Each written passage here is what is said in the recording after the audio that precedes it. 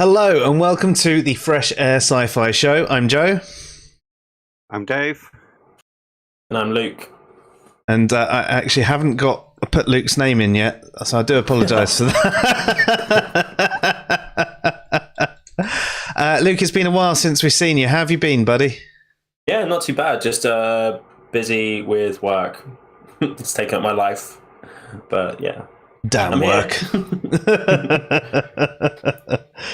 Yeah, man. So have you been able to do anything else? Bits and pieces. I mean, I enjoyed the football yesterday. That was really good. It's coming home. Fuck off. No. It never does. It's the most ridiculous statement ever. Football's coming home. It never fucking left. It's always on the fucking TV and being played everywhere. So yeah, no, but yeah, like I haven't been able to do much YouTube stuff or writing or anything like that because it's just work's been a bit exhausting recently. So yeah, hopefully I'll get back into it soon though. I'm hoping to put a video out this weekend, although I'm not sure what. Well, I hope they can. On the internet about how babies are atheists. Oh, don't, please. Yes. Oh my god. I can't. Why did you do that? Why did you get into one of those arguments? I don't know what. But well, no. So initially it was me trying not to be antagonistic towards religious people, and then it ended up backfiring massively. So yeah, hey, that's what happens. I mean, you know, people believe stuff they see on YouTube. So there's something that you should all see. Babies, no, they are not atheists, right?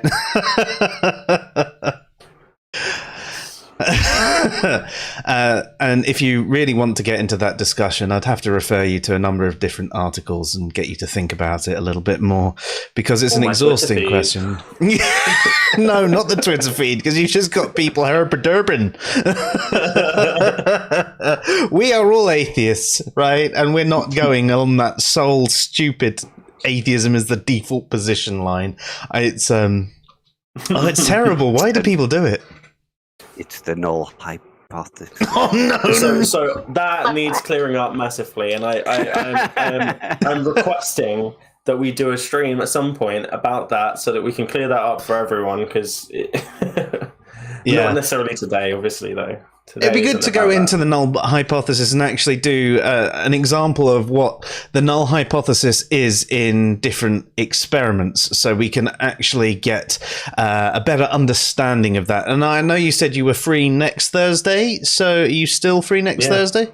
Yeah, so maybe absolutely. we cover off that. I mean, you also said you wanted to cover off eyewitness testimony, so maybe if there's time, we see if we can cover off both. I don't see the null hypothesis actually taking that long to cover and give a few examples. It's really simple. Well, that's good, because I am really simple, so I need really simple things. But yeah, hey Azar, nice to have you here. Thank you for joining the chat nice and early. Always good to see you. Yes. Oh man, yeah, that other conversation you were having with the null hypothesis guy and the I don't have any beliefs guy, but I accept logic. So if you're accepting logic, and you've even told me that you've defined belief as something you accept as true, then you're accepting logic as true, so then you're believing it. No, I don't believe it. It's just the most probable. Okay, well, another definition of the belief is something that you think most probable. No, I don't hold any beliefs. Well, I'm sure you believe that. No, I don't believe that. The fact that the guy as well, I mean, went on to say, I brought up the bridge example. I said, if you got to a bridge and you saw a load of cars going over it, would you believe that this bridge would hold your weight? And he said, no. And so would you cross the bridge? And I went, yeah. He went, yeah, sorry. So what you're telling me is that you would cross a bridge that you didn't believe would hold your weight, and you think that is rational? Yeah, it's completely rational because logic says, like, what? Some people are so afraid of the word, isn't it? Yeah. Do you believe that a triangle has three sides? If someone says no, I don't believe that a triangle has three sides, there's an issue. There's a real issue there. Yeah, and yet you still spent 2 days talking to him. I still am as well. It's that whole like I don't believe a triangle has three sides. Maybe it's not true. Maybe it's just the best explanation we have for the current thing. It's like, yeah. Here's the thing about that, though. The word triangle literally means three angles, which literally means three sides. It's in the actual word thing. So a triangle can only have three sides because it's a triangle. It's true by definition. Like, even if it's a human concept, we can't be wrong about a triangle having three sides because it's defined that fucking way. I'm sorry. No, Jave, I love it. I love it. It's one of those things that you actually say, and you see all the time. There's almost this level of skepticism that people are trying to present, that is that they're being so skeptical that they don't believe anything. And when you point out that, well, they believe they don't believe anything, they're like, no, I don't even believe that. And you're like, you've gone past being skeptical, past being sheer denialist, into pure idiocy. The only explanation for that is that they're a sim. Yeah, well, I might be. Of the simulation hypothesis. Yeah, Sims don't need to believe anything. They just run and respond. They are a philosophical zombie. Evidence that the P zombie exists. But how would they be able to tell us that they didn't have any beliefs if they were actually a philosophical zombie? Because they would be emulating them, wouldn't they? Well, they have no internal experience, so therefore they have no actual beliefs. They just respond like an automaton to anything put forward. Data in, data out. I mean, that would be how it would be, but they'd still think, well, they wouldn't necessarily think they had beliefs, but surely the P zombie is supposed to replicate the outward appearance of the human experience, so they'd still be saying they had beliefs. No, because not all humans claim to have beliefs. This is true. Maybe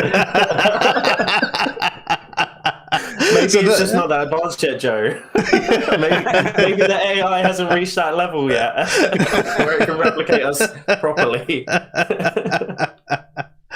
I'd just like to say hello to Chicky Wiki, who's just jumped into the chat as well. I don't think I've seen you here before, so it's nice to have someone new join us in the chat. Hello and welcome to you.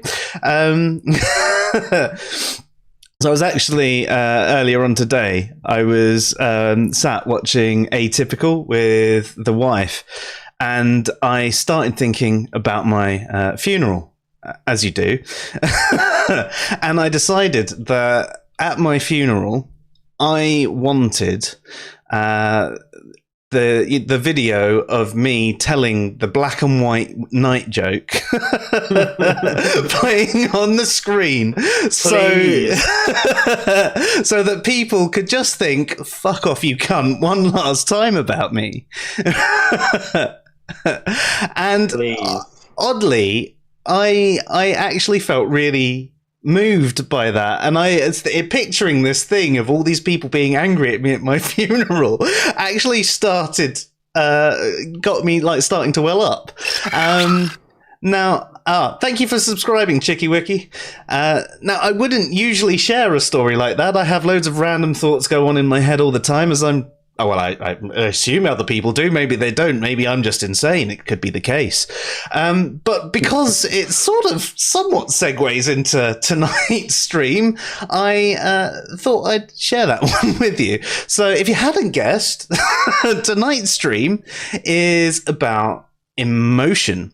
Now, it's an intro to the philosophy of emotion, and Dave is going to be introducing us to this topic, but we also have someone who has a master's in forensic psychology. So we're going to get a little bit of Sci with our Phi, and I'm just going to be sitting here making a prick of myself like I usually do. So Dave, would you like to take it away? Okay, the philosophy of emotion is kind of picked up over the last 30 years or so, but there's been a lot of discussion about emotions in philosophy for a very long time, starting with like Locke and Hume. And originally the idea was that emotions were just these passive things that happened to us, like we felt a certain way and that rose and subsided. But today, it's thought of very differently. They're thought of as distinct events. So, if you hear a piece of music and you're moved by it, previously it would be believed that it was the same experience. So, if you felt joy at a certain note or a certain piece of music, it would be thought of as the same experience. But now, it's kind of considered to be two distinct experiences. Similar type of emotional response, but not the same emotional response. And you kind of look at feelings and emotions as two separate things. So a feeling is just something you have and you experience, but emotions are motivational. So if you feel fear, you're sort of just say you're feeling scared rather than feeling fear, because fear would motivate you to try and escape your situation or fight back against your situation, something like that. So we could go back to, do you remember the discussion we had about horror films? Yes. And we've had a few, though. Are you talking when we were talking specifically about when we were talking the aesthetics and the beauty side, or we were talking more? Yeah, okay.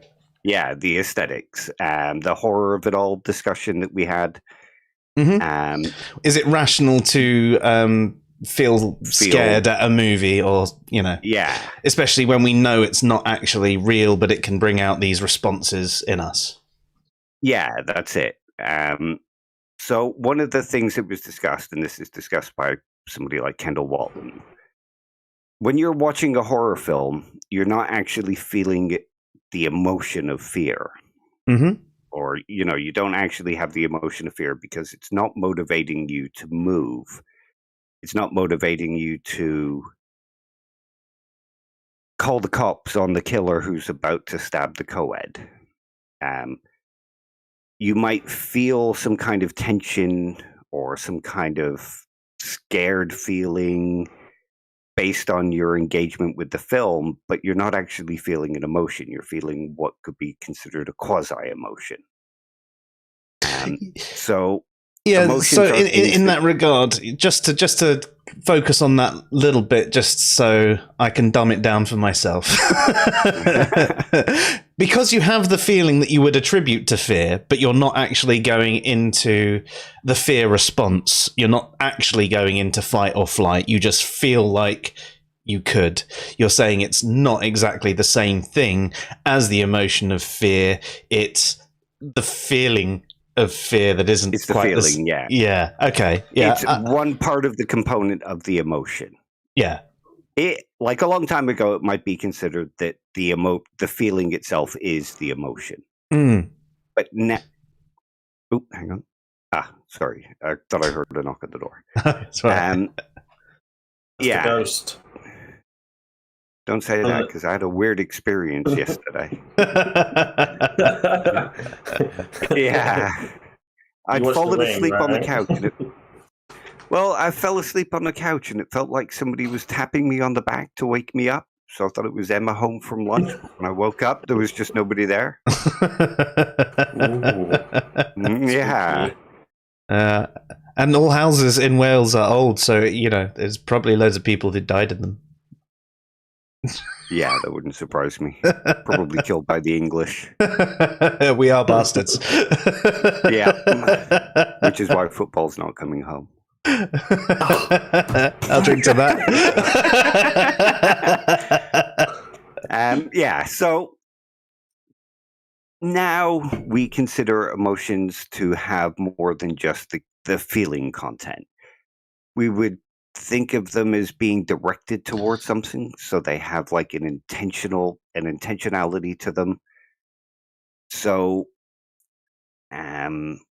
you can feel something like shame, but that's usually because that emotion is directed at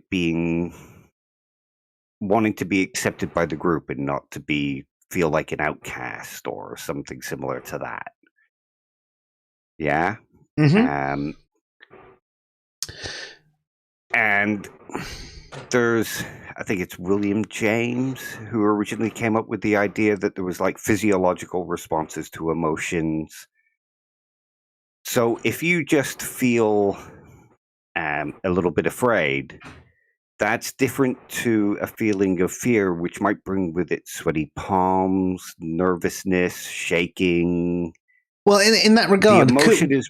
Would you say that fear could do that, though? I mean, if you're watching a film and you find it really scary, for example, sometimes when you're watching a film or you are reading a book or something like that, you get really absorbed into it and you start thinking about yourself in that situation.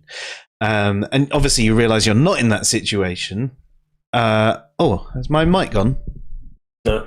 Oh, okay. Randomly, it stopped outputting in this bit, so hopefully other people can hear me. What was I saying? So, for example, one of the films that brings out what I would say would be a fear response, definitely the feeling of fear, but a little bit above that, is the fact that what's it called? It's the one where they go in the caves, and then there's the monsters at the end of the caves, and they're the Descent. I love that movie. Right, so it's not the monsters. The monsters bit, I'm like, fuck it. I don't really care about the monsters. I can, they actually end up being humans, evolved humans.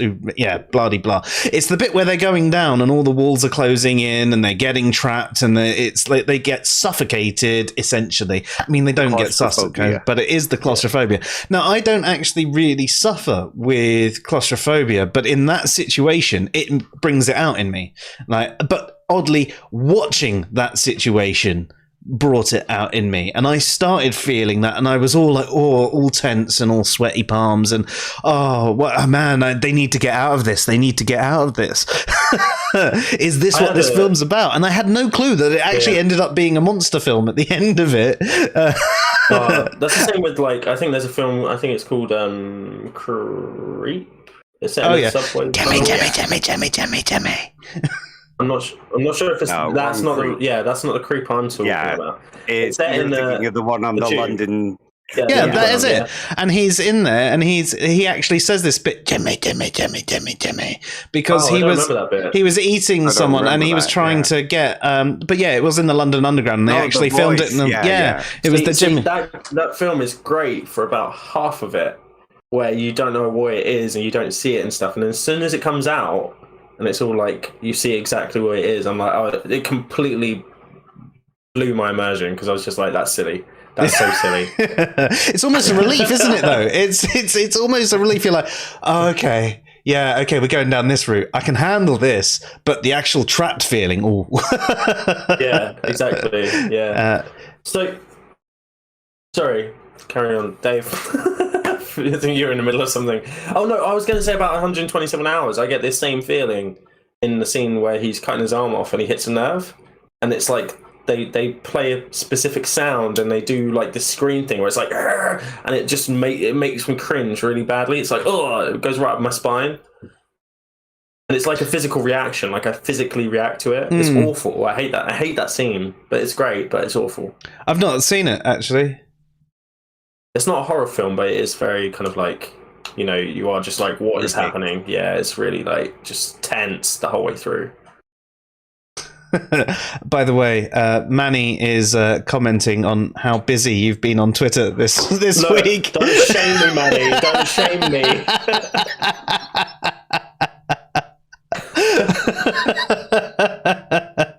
Had some questions that I wanted answered, and they got answered. Poorly.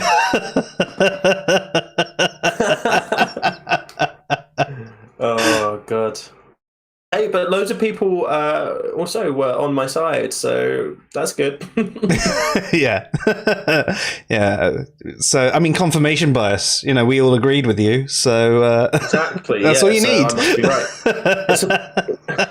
The most surprising one was about the null hypothesis, actually. Just changing the subject back to the null hypothesis. And Duke agreed. Yeah, that was crazy. I was a bit shocked. And I read that and went... I'm gonna walk away now because I'm I must be high. What was in my drink?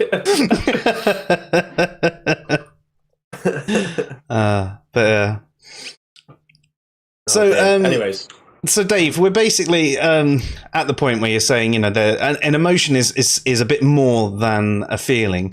There is a physiological response, although you could get a physiological response from a feeling if it was strong enough. But there's probably even more to an emotion than that as well. I mean, a feeling wouldn't necessarily guarantee a physiological response, whereas you would say an emotion does. For it to be an emotion, it must have that physiological response because that's part of the package of it being an emotional response. And you brought up a good point here about the claustrophobia. So you could say that it's getting closer to an emotional response because there is an intentional factor to it. And like I said, when we speak of something having intentionality, it means that it's directed at something. So if you're feeling a bit riled up and you're angry, your anger is usually directed at something. And same with fear. It's usually directed at something. So in this case, you were feeling fear and having a sort of getting close to an emotional response because it was directed at something. It's directed at the feeling of claustrophobia. So your state had an intentional state as well. But it didn't motivate you to get away from the fear. No. Yeah. Because at the same time, I still knew that I was watching a film and I wasn't actually in that situation. Yeah. So what you had was a feeling rather than a full-on emotional response. Does that make sense? And you could say something like, imagine suffering from stage fright. So you want to go on stage, and before going on, you have all these feelings. You're palms get sweaty, you start shaking, you start getting nervous. Your knees weak, your arms are heavy. Yeah, 8 Mile, Long spaghetti. But you can start to have all these things, and you have to push yourself through that to get away from the emotional responses that stops you going out onto the thing. But if you just sort of had the sweaty palms and the slight nervousness, there could be a way of saying that all you were having was a feeling rather than a full-on emotional response. No, that does actually sort of make sense to me, to almost tear it off in a different way. It almost, well, it actually ties in some of our earlier conversations where we have been doing the aesthetics to help them actually make more sense. I almost wish we'd had this conversation first, because I'd have been bang on it for those conversations then, because I quite like putting things in categories and tiers and things like that. It's how my brain works. So to say that, you have your feeling, which can be a part of an emotion, but you need these other factors to go into it for it to actually be considered an emotion. An actual full-on emotion, yeah. Yeah. And that's why Kendall Walton calls them a quasi-emotion when he's discussing, feelings of fear in a horror film. It's not that you're having a full-on fear-based response. You're just having a certain level of response to it. Yeah, because if you were having a full-on fear-based response, you would be running out of there or getting into fight mode and smashing the TV, or you'd be calling the police, or, acting in that way that you would. You'd be motivated. Yeah, that's it. And it's because of this motivational factor that we can consider ideas about the rationality of an emotional response. So you get these people who say... Sorry, there's a couple of questions coming in, so I'll get to them in just a second. Carry on, Dave, but I'll just let you guys know we will get to your questions in just a sec. Just let Dave finish what you're saying. Yeah. So if you consider the intentionality of an emotional response and its motivational factor, you can then also start to consider whether the emotional response is warranted and rational. So there's something called recalcitrant emotions. So you have an emotion-based response to something, and you can then have a rational response to it. So imagine walking down an alley late at night, and you start to hear footsteps behind you. And you start to panic, and you think, oh shit, I'm about to be mugged. And you turn around and you realize it's just a pallet banging against the wall in the wind.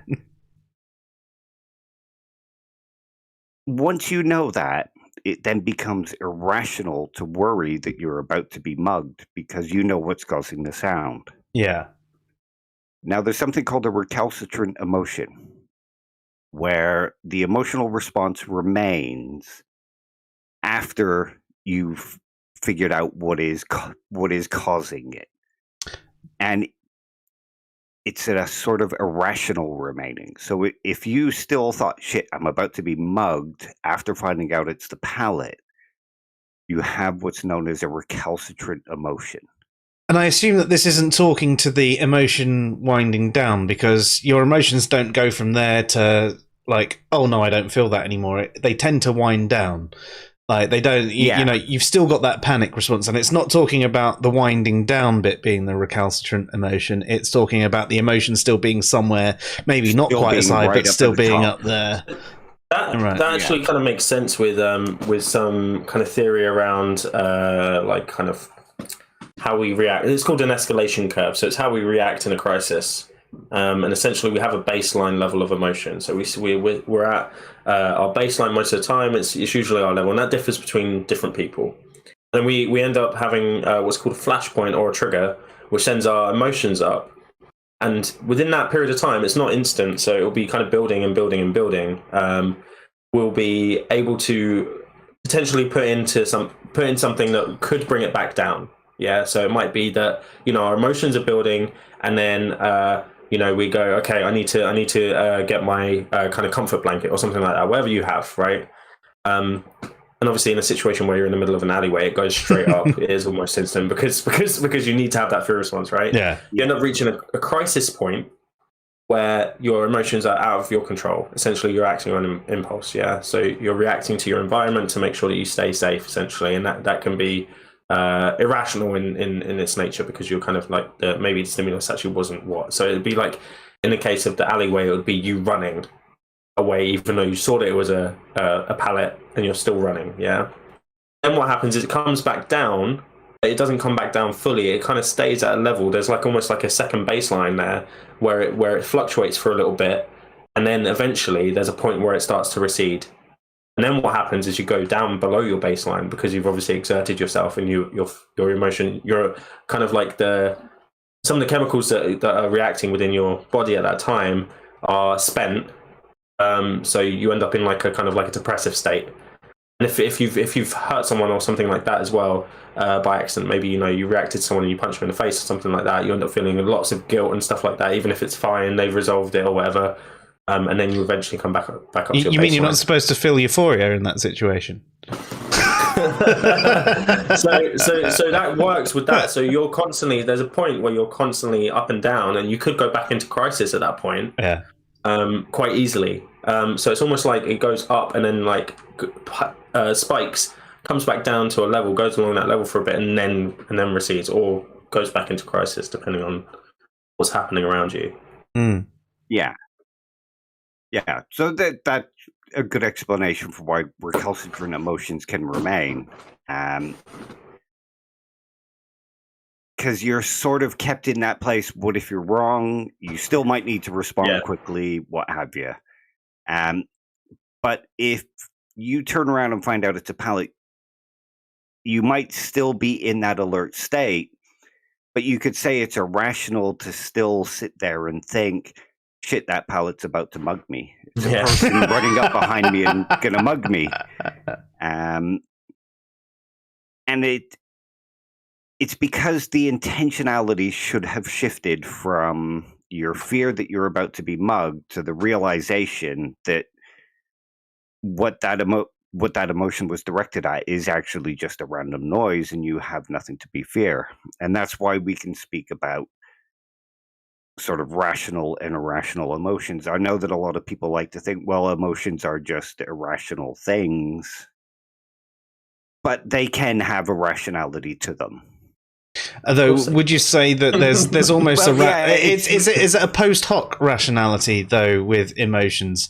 Because generally you go, I feel this thing. Why do I feel this thing? And then you go, well, there's A, B, C. So yes, that makes sense why I feel this way, rather than a rational, them being rational in and of themselves. Because rationality is about your reasoning, isn't it? I mean, we've discussed rationality a number of times, and it's reasoning using the rules of logic and probability theory and holding consistent and coherent beliefs, and emotions tend to creep up on you without reasoning. You can reason yourself in and out of particular emotions, I will say, but in general, you feel the emotion first and then think about them. My view is that emotions tend to only be rational when you boil them down to their function. So the feeling of what an emotion feels like and the experience of an emotion isn't necessarily rational, because there's no reason why that it's irrational in that sense. It's irrational. Yeah, exactly. It should correspond to that event, right? So what is joy? How is that rational as a feeling? But the function it serves in social circumstances and stuff is rational. And I think that the thing when it becomes irrational is when the stimulus the reaction is disproportionate to the stimulus. So that's like Dave was saying the other day about practical rationality. So you could say that emotions in that regard have a sort of practical rationality. Would you agree with that, Dave? Yeah. Cool. And sorry, I was just going to go ahead. I was going to give an example of, like, for instance, like phobias. If we think about spiders and snakes, not all of them are deadly, right? But it's almost rational to have a fear of. It's rational to have a fear of spiders and snakes, because if there was one that was deadly, we can't spend time analyzing it to see what type of spider that is or what type of snake that is. You know, it's always got this type of stripe pattern. And do a Google exactly. search. You need to react in that moment. You need to react in that moment, and you cannot spend time wasting, because you're going to get bitten if you. I suppose it depends on the country that you're in, really, though. Absolutely. But those are why we have kind of like I think that we have kind of inbuilt predispositions to certain type of stimulus, like long, slender things that hiss and stuff. Those stimuli particularly will make us feel more fearful naturally than other stimulus, like, you know, big brown logs, like in the middle, like, you know what I mean, like, you know, like I can't believe I just said big brown logs. I meant like trees. I was trying to describe a tree without saying tree. I'm afraid of my big brown logs. I go through a lot of air freshener.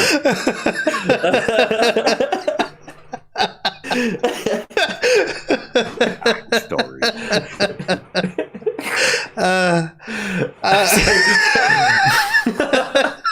We're all very serious philosophers and psychologists here. Yeah, 100%. Brilliant. Wow. I mean, maybe we should take this moment to answer a couple of questions that have come into the chat. Go for it.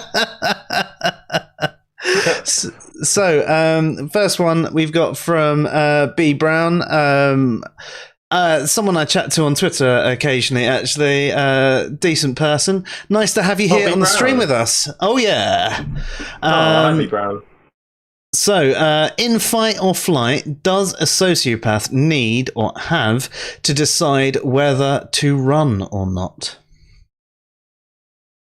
I think that one's for you. Yeah, that's a psychology question. That's your area of expertise. So, I think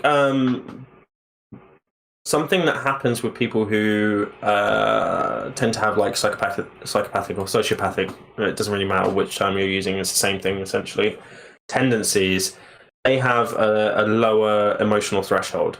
So they're sorry, I just saw that comment. Their emotional threshold is lower than us, and it usually comes. Look, you can see it in their physiology. So they'll have a lower resting heart rate as well. So they become aroused, meaning emotionally aroused, less quickly. So it's not that if they entered fight or flight, which they can, they would not be deciding in that moment whether to run or not. They would respond the same as anyone else. But the amount of stimulus it would take to get them to that stage is much higher. So, you know, it would take maybe a lion actually biting their leg for them to end up having like a fear response or something like that, rather than just seeing one in the flesh there, you know, whereas we'd be like freaking out at that point. So it's more about the actual level of the stimulus rather than it being about how they react in that state. So in the case of going down an alleyway and hearing something that sounds like footsteps, they might not react to that point. It might take someone taking a knife and putting it to their throat, at which point they might then enter fight or flight. Yeah. Yeah, and you know, there are some people that I think they might not even have that response, but that's a not a very kind of good response. That would get them killed if they were not in a society. Even in a society, that would get them killed, you know. So yeah. Nice one. Steen's got one as well. There you go, it's on the screen. It says, is the fear threshold not just higher when you're in a safe space, and therefore you do not have a full fear response in a horror? If you were watching the movie in a dark forest, you would run. For example, next part of the thing, it is more scary during night than day. So, sorry, go for it, Dave. Here's where the intentionality would count, because if you were watching a film in the dark in a forest, it might add to the actual feeling that you're getting. But if you had an emotional response to run away from the killer on screen, you could say that you're having an irrational response, and you shouldn't really be responding that way, because rational emotional responses are about actual things. Fearing the tiger on the screen and running away from it is sort of an irrational response, because you should know that it can't hurt you. You should know it's imaginary. So the atmosphere might change, which would add to it. Yeah. But at the same time, just because the atmosphere changes, if that changed, if it did make you run, that would be irrational. Yeah. Can I add to this a little bit? Yeah. Yeah. So I think as well, what that would do is it would watching scary movies primes you into a position of anxiety, right? So you're not feeling fear, like you said, Dave. You're not in that position where you're feeling fear, but you are in a position where you start to feel a bit anxious. Your fight, flight, freeze response is starting to get a little bit ready because of the things that are making you like a bit stressed on the screen. Priming, right? Yeah, they're priming you. So if you're in the forest and you're watching a scary film, you're then primed to actual experiences in your vicinity, right? And stuff like being in the dark. The reason we get more scared in the dark is because our peripheral vision is a lot more sensitive to movement. And when it's dark, our peripheral vision is more sensitive. So we end up seeing things moving in the corners of our eyes. And that's why it's freakier, because you start actually seeing things move and you're like, what was that? What was that? You know? And I think in a forest, you know, obviously you start seeing those things because it's dark, and then you'll also start hearing things like twigs cracking, wind going through the trees and stuff, and that will make you think, oh, there's something there. And then that might actually induce a fear response that might be a little bit more rational, still a bit irrational, because there's probably nothing there actually. But you will actually be like, no, I'm going to get out of here because I feel like I'm in danger right now. And then you'll leave and maybe leave your laptop behind because you want to get out of there so fast. And you've lost the laptop then, so I don't want to recommend that. It's not rational at all if you've lost the laptop. But again, here's where the intentionality would count, in that your fear-based response, the emotional response, wouldn't be about the imaginary thing on the screen. It would be about the unknown thing making the noise out of the corner of your eye. So the intentionality absolutely shifts. Yeah. And that's a good point that Luke brings up, in that one of the questions about emotions in philosophy is what they are. So are they perceptual? Are they part of our perceptual system? Are they non-cognitive? Are they cognitive?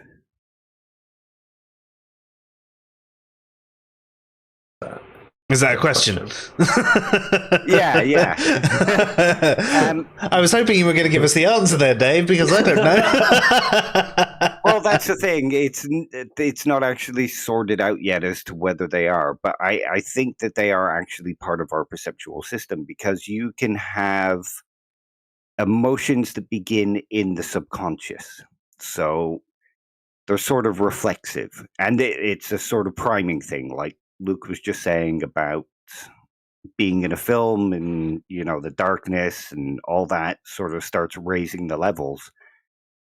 Our perceptual system has evolved in such a way that when we hear a rustling in the bush, you know, the old adage, you hear a rustling in the bush, we're primed to believe that there's some reason to give us fear. Yeah. So it begins with that perceptual system, and then is processed in the subconscious. And then we sort of get a cognitive state where we can actually think about the emotion, unless it's so strong that it just overwhelms us.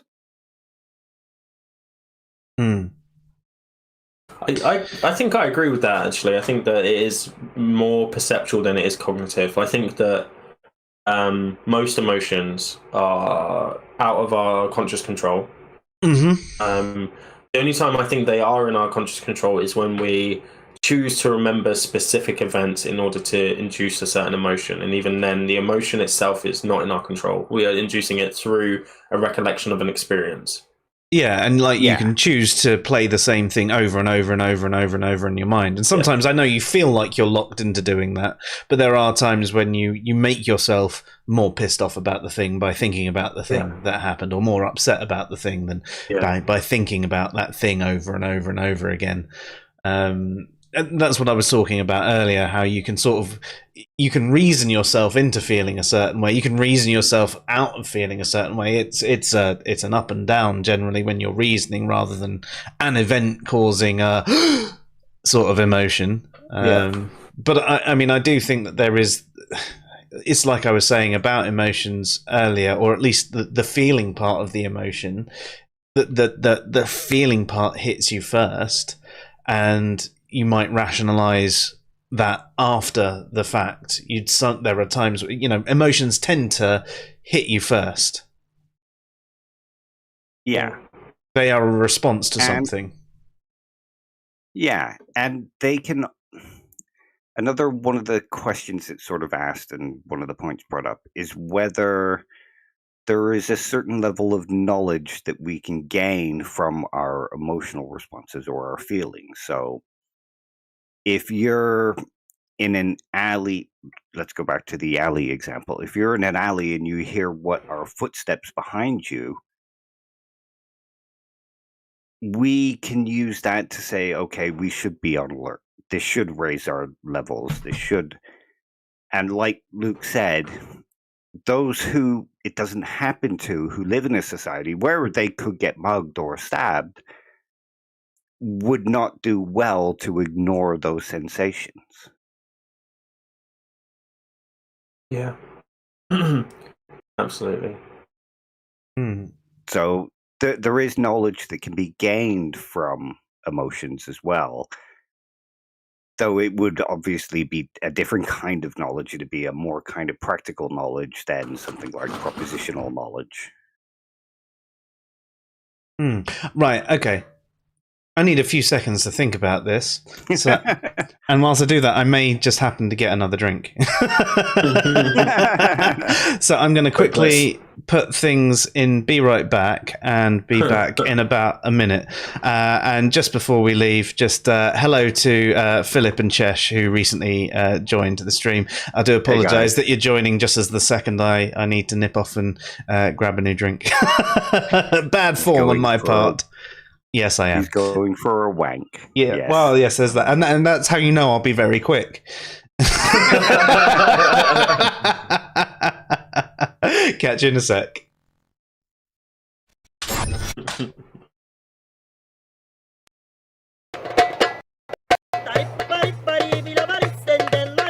we still audible? Can they hear us? I'm not sure. Hear us! Harry Potter, you let your friends die. Just trying to get a fair response out of people. No, I can't hear it actually coming out on YouTube. I my Harry Potter Voldemort impression. Yeah, I'm thinking I probably should have planned a bit more for the stream, but it was basically decided last night. And I'm mostly going from memory and bits. Same. That's alright. Yeah. But it's not meant to be an in-depth introduction, it's just some of the ideas and getting Very interesting. I like emotions. Oh, apparently they can hear us. Good. Harry Potter, I talk exclusively to you. Stop interrupting the music.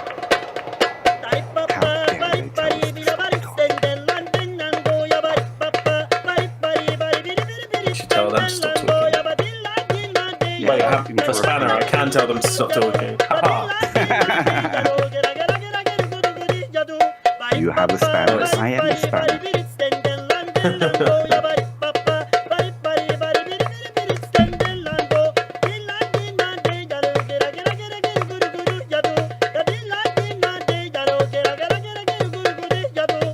Hello.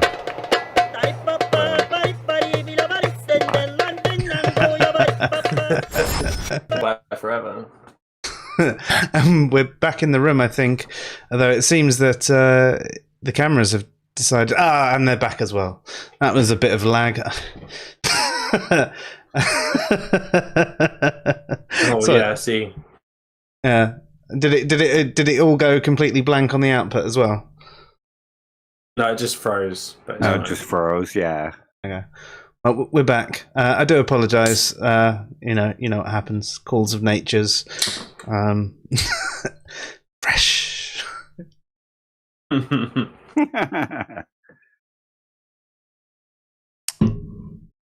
So where were we at? Before I buggered off?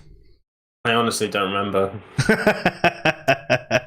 We were talking about whether Paul's not coming home. It's definitely not.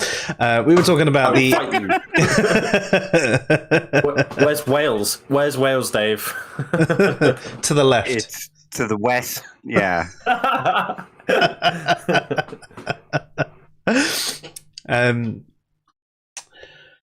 So we were talking about the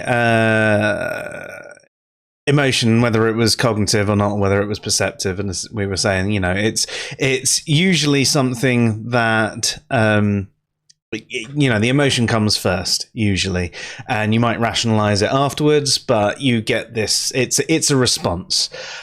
Even you could say it's even a response in the sense when you're willing emotion forwards by playing something over and over and over in your mind. It's a response to you playing this thing over and over and over in your mind. You can't really control what the emotion does. You can control how you react to the emotion. To a degree, there are times when the emotion is so overpowering that you can't. I don't know if anyone has ever had the things where, like you see red and you go into a fugue state, if you will, where you almost have no memory of the thing that's happened. I've experienced that a couple of times in my life. I actually, you brought it up, stage fright earlier. This is a different one to I bet you thought where I was going with this, but I used to before I got on stage, I would get quite nervous, but quite a lot of the time, I would then remember coming off stage, and that would be my memory. And I was like, was it any good? Did I remember my lines? Because I've got no fucking clue. And like it would just, the whole night would blitz past me. I would be in the role. I would no longer be me in that state. There were a couple of times as a kid, though, where the more typical one where someone did something to that, when someone's like picking on you and picking on you and picking on you, and then the next thing you know, you're being pulled off of them and you're into the ground. And they're both times when I can actually say that I had no control in that situation. Whatever happened, there was a switch that just turned something in me, and I was no longer me. And they're very different types of responses. One of them, obviously, I became the character in a play, and I did all my lines, and I interacted with people as if I was this character. And the other, I was a complete wanker that beat the crap out of someone. I think that this is a really good example, actually, because I think that we don't necessarily use the term emotions correctly a lot of the time. So when we talk about emotions, we tend to be talking about feelings, like Dave was saying, I think, where we say, oh, that made me kind of a bit emotional, when actually I think emotions are a more powerful version of that, where those things are more likely to happen, like what you just suggested, Joe. Where you and obviously that's the extreme version of the emotion, like you can feel happy and it doesn't mean you're euphoric or whatever, right? But they are feelings that are more powerful than just a feeling, just a feeling on its own. And I think that so within the like psychology, we tend to talk about there being only six emotions that are actually universal amongst all humans in the world, that we see in every kind of like society. And they're relatively basic, and there's quite a few that I think people would consider are emotions that are just completely off the list. Like jealousy, for instance. Jealousy isn't an emotion in that way. Jealousy is a version of kind of fear and anger mixed together. because you're fearful of losing something and you're angry at someone for having something you don't have or something like that, right? So the 6 core emotions that we think about in psychology are fear, disgust, sadness, happy or joy, surprise, and anger. And I think that we could all probably think about situations where either we have or we could imagine absolutely losing control in any of those emotional states. You know, like being disgusted so much that you want to leave that situation. Being so scared that you either fight, flight, or freeze. You know, being so sad that you absolutely lose control. You know, you just don't know what you're doing. Happy? Did I say happiness already? I don't remember. But being so happy that you lose control, like when England won against Denmark. No clue why that would cause anyone happiness. being surprised. So, you know, obviously lots of people, you see there's some of the funniest YouTube videos is where somebody gets shocked and then either punches the person that shocks them or runs away like completely scared or whatever, you know. I've got a story on that guy coming out of the right, okay, I can't wait for that. And then anger, obviously people see red, right? So those are the kind of emotions that we see that are prevalent in everywhere in the world and are ones that I think that are the simplest ones to dissect and say, look, this is the emotion I'm feeling, and people will lose control over. Now tell me your story about being surprised. So I had a housemate a few years ago, and she was working this job where she would quite often be away for weekends or sometimes even weeks.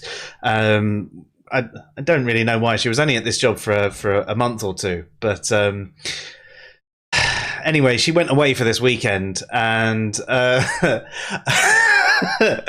came home, and she randomly jumped out at me, and I didn't know it was her. And my instant reaction was bang. That's the fight mode. Yeah. And she said, you know, I mean, once I'd obviously apologized and we'd gone through all of that, she actually said, you know what, I feel even safer being at home now because I know full well if something scary ever happens in the house, you're going to take them on. I didn't know I'd react that way. I always thought if I was scared, I'd be a complete pussy and go to pieces, if I'm honest. Yeah. But, you know... My old psychology teacher My old psychology teacher had a similar experience. He used to be like an actor at Madame Tussauds. And like he was just like an inspector, and he was the first one to pop out of people, and he was like, "Oh, we're going to go through this like Sherlock Holmes thing or something like that, right? Or Jack the Ripper tour or something," and he would lead them through it. But he pops out of people, and there was this like giant South African man, and he pops out, and this guy just punches him in the chest, and this guy was like, they were like, "Oh, the security came," and they were like, "Well, we're not going to press charges because you know you just reacted to something that shocked you, right? But you can't go through that tour. You're not allowed." And he was like, "Fair enough. I don't think I should, to be honest, because he just punched the first actor." Brilliant. Yeah, it does happen. It does happen, yeah. And it's just one of those things. You just. I suppose it's a natural response, isn't it? Really, it's well, I suppose it's would we say it's an irrational response, but actually there is some form of practical rationality to it. You know, your body goes into I'm being attacked. What should I do? I will attack back. I will defend myself. Yeah, emotions, man. I would say it's probably a rational response because something jumped out at him and he protected himself. Yeah. He didn't have all the facts that it wasn't something to be afraid of, so... Except he was in the middle of Madame Tussauds and was aware he was going to go through a tour with actors in it. Yeah, I suppose in that regard... everywhere. Yeah, in that regard, yeah, he should have really known. I also find it funny when people go through things where you know when like on the way to certain rides, or you go through fright nights and things like that, and some people get really, really, really scared by them, and it's like you do know that we're in a place. All these people are in makeup. I know. So This is another point I think is really important, and this kind of links in with the film stuff we were talking about earlier, horror film stuff. But I think even kind of the Fright Night stuff as well is the awareness that you're in a false situation will kind of, you need to be immersed fully in a situation in order to have an actual emotional response. And full immersion barely ever happens with films, I think. I think it's very rare that people get fully immersed into a movie because obviously it's not a very natural thing. You're not having a first-person experience of it. There's cuts and stuff. There's bad acting and stuff. There's bad CGI. All of that stuff draws you out of it. Yeah. The Fright Nights and stuff, I think, are a bit more immersive because you're actually there and experiencing it and stuff. But even then, you're kind of you're in a situation where you're told before you go in, you're not allowed to touch the actors. They're not allowed to touch you. You have to hold it. You're not in that situation for real, right? So it's almost like, the more immersive the experience, the stronger the emotional reaction will be, because you will respond if there's something there that is scaring you. If you have an awareness, even if it's in the back of your head, this isn't real, and you can separate yourself from that, and that's when you don't have the reaction. And the people that get really scared in those mazes and stuff, I think, don't separate that out. They kind of either immerse themselves fully, or they don't prepare themselves with that awareness prior to going in. Actually, going back into the chat briefly, looking back at whilst I a few minutes ago, Cheshire sort of asked a question that ties into everything that we've been saying up to this point, saying, could that be dependent on the emotion, like some base ones versus something like being offended? Now, would we regard being offended more as just a feeling rather than an emotion itself?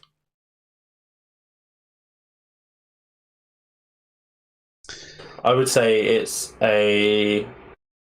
depends on the severity of it. Yeah. Personally, I think.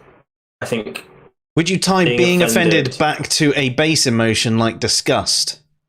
I think it would be probably a mixture of disgust and anger. Anger, yeah.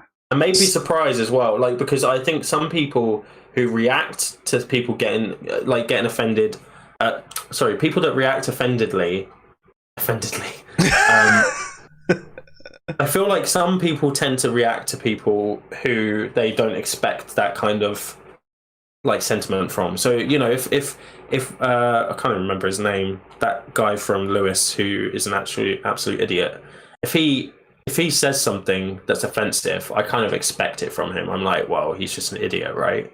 If someone I respect says something that I think is offensive, I'm more shocked at that. And then I get more I get that disgust feeling and that anger feeling, and then that is it builds to almost be like a full-on emotional reaction, right? And then you get typing at the keyboard. I'm glad you don't respect me then. So I think that's what I think it's a mixture of those emotions, and I think that if you get a complex emotion like jealousy or offense or anything like that, they tend to be mixed up versions of other things. Do you think being offended is also, twofold? Could being offended be a choice? Or is it the acting offended that's the choice? And is being offended more of a cognitive sort of thing, where you've got your emotion, which is what you're feeling, but because it's a combination of emotions, have you reasoned through it to the point where you go, I'm offended by that? If it's perceptual and it's non-cognitive, then it begins with something that you have no control over. Once it moves into the cognitive part and you start to think about it, the emotion can still motivate you to do something, just outright motivate you to do it. Imagine being there in the Derek Chauvin incident. Yeah. You would be offended at what that cop was doing. And that might motivate you to go over and push the cop over. Would you have chosen to act on that? Possibly not, but it's still, you're acting on the... Oh, have I frozen? No. Oh, okay. You both just sat there completely motionless, and I thought, oh shit, I've frozen. No, we were just listening to you, Dave. Yeah, so the offense there could motivate you, and you might not choose. I mean, there are certain things that you could choose to be offended over, or choose to act on the offense, but... Yeah, see, I think that being offended isn't a choice. I don't. No. I think that like when I see something and I think it's offensive, I'm not choosing to be offended. It's just whatever is being said or done doesn't sit with my values and makes me feel uncomfortable. And then I either choose. I think the point is where you choose to react or not, right? But I do think that there's an element of like, if it offends you enough, you don't have a choice about whether you react. It will just motivate you. Yeah, exactly. Yeah, I do think that online, it's the reason that people display their offense, like how they've been offended, so easily, is because of the. It's almost like there's a shortcut between the act that offended you and the action of responding, right? It's not much to type a response, right? It's not much to curse someone out online because you don't know who they are or anything like that. It's almost like there's a faceless person. If you were faced with someone and it was in person, I think that you're a lot less likely to react in that situation or respond like in an offended way because there's more of a threat to you at that point. There's more of a kind of like it takes more for you to kind of like explain yourself and stuff. You can't delete things and rewrite them. Whatever you say is going to be what you say, right? So I think that the ease of the communication makes a shortcut between the act of being offended and the action of kind of telling people you're offended or responding to that. Do you think it's always offense? Do you think it's always offense people feel when they act offended, though? Not necessarily. Sometimes it depends. It can be performative, but it depends on what's the response, what's being responded to, who's responding. Yeah, I'm just wondering. If there are times when I feel that people are overplaying their offense because, well, I come from a Christian community, therefore I have to be offended at this sort of behavior. And it seems quite forced, and it does, like when someone is genuinely offended in the sense where, like you were talking earlier about how you're just so disgusted and so surprised, and you're just like, oh, how could you do that, sort of thing. Like, yeah, that is clear. But when some people are, as I was saying, like it seems forced and like, oh my god, like you really shouldn't do that, and like that's so bad. There's just that element of, are you actually offended, or are you just acting offended because you feel you're supposed to be offended but you're not, but you need to appear to be to your peers? And I mean, I think that's all subconscious still. I don't know. I do think there are people who thrive off of drama, and like consciously thrive off of drama, and so will say things that are particularly controversial as if they have been offended by something in order to get a reaction out of people, get more views, get more likes, whatever that is. We don't know any YouTubers that do that regularly.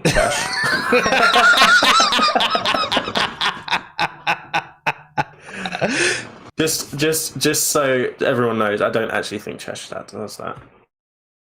No, but there may be plenty of people that do that. But I do think, like, let's use the examples that we all have of going online, saying something that is mildly kind of controversial or whatever, not even controversial, saying something that disagrees with someone else, and then getting kind of like a backlash where people are calling us theist trolls and stuff. What that is people reading something, applying context to it from other situations that they've been in before, and then getting offended to that context that they've applied to it, not getting offended to the actual words that are in front of them.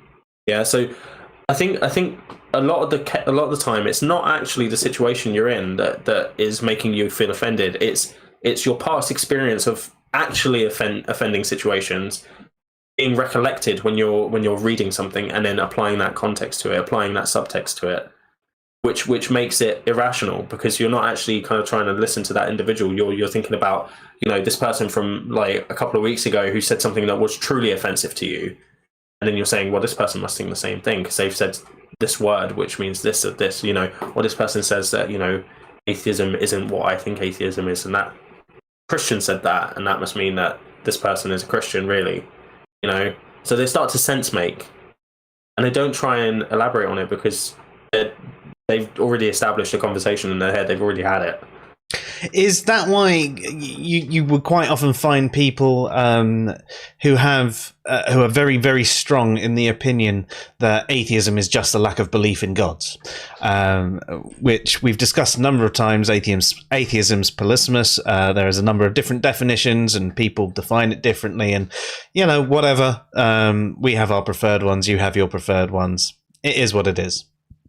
But when you bring up this concept, people who are very, very, very much tied to the lack of belief definition, when you start to have a conversation that remotely is related to the definition of atheism, they can't actually focus on the fact that there are these different definitions or questions about why they might prefer one definition over another. They just go into this mode of, no, this is what it is. This is what it is. You're wrong. Rah, rah, rah. Google Dictionary, Merriam-Webster, American Atheist, and they're almost they're almost acting offended that you would suggest that it is anything else. Yeah, and a key reason for that, Joe, is identity. Now they claim that atheism is not a part of their identity, and they are not being honest with themselves in that regard, because if it wasn't, they wouldn't care so much about it. They wouldn't care so much that a different definition is being used. That I use a different definition to define my atheism to them. Yeah, so it's part of their identity, and what you're doing is you're challenging their identity and what they hold to be true by saying that you don't think that what they have as part of their identity is good enough. Because that's essentially what we say, isn't it? Lack of belief isn't a good enough definition. Yeah. Yeah.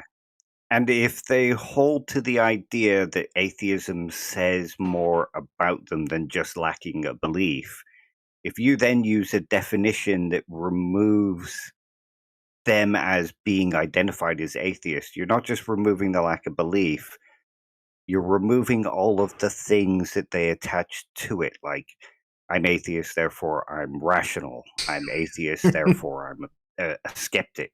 Those kind of sort of implicit ideas that they bring into the identity of atheist. So when you say, well, maybe you're an agnostic, it removes all these other things that they subconsciously identify with atheism. And you remove that part of their identity. So they have an emotional response to it. Yeah. I mean, Church says the same thing, that religion or that dogma is so wrapped up in who they are, rather than realizing that people are questioning an idea or concept, they think that you are attacking them. And that is something that you see. I mean, this when people go, don't attack the belief, attack the believer. No, the other way around. Don't attack the believer, attack the belief. But actually, the belief is tied up into someone's identity, and it feeds off of their ego. And if you're saying that this particular belief is irrational, then it seems like you're saying that they are irrational. And the same can be said for the lack of belief atheist, who believes the lack of belief atheism is the smartest, most rational definition. And the second you suggest that it isn't, nuanced, yeah.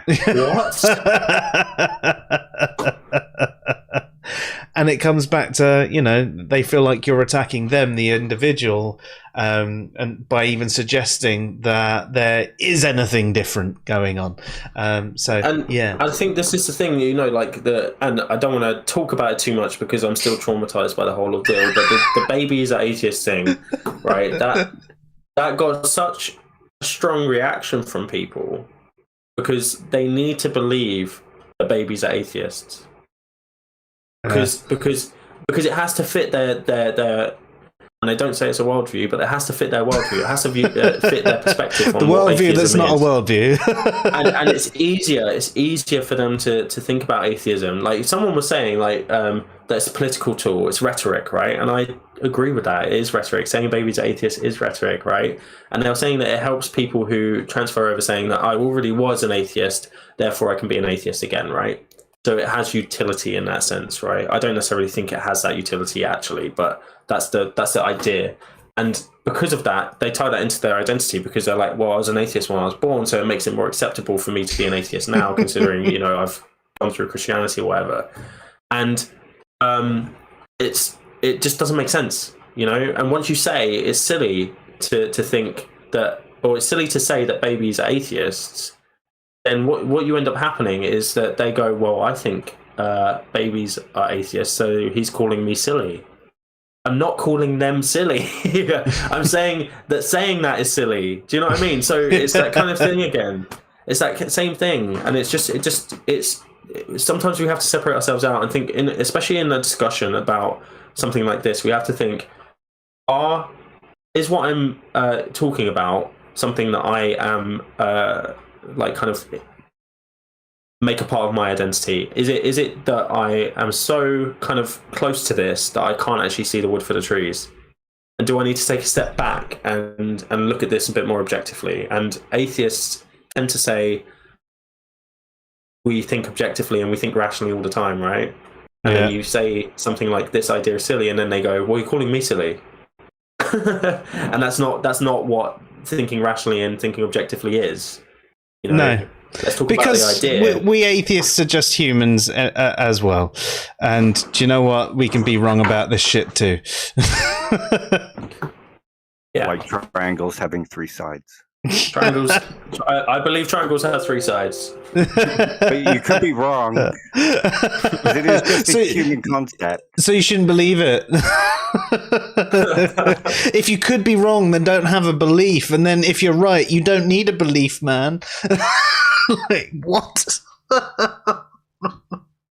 No, like, can we not circle round to that one again? I know it's going to come up for the next like 7 months, but so three Vikings said the null hypothesis one was more absurd than the babies, and I agree, but I specifically do not want to even go there yet. That's the story for another day. We'll get into a hole if we start talking about that. We want to do a whole stream on the null hypothesis anyway. So. Yeah, exactly. We'll come back to that, 3 Vikings. Don't worry.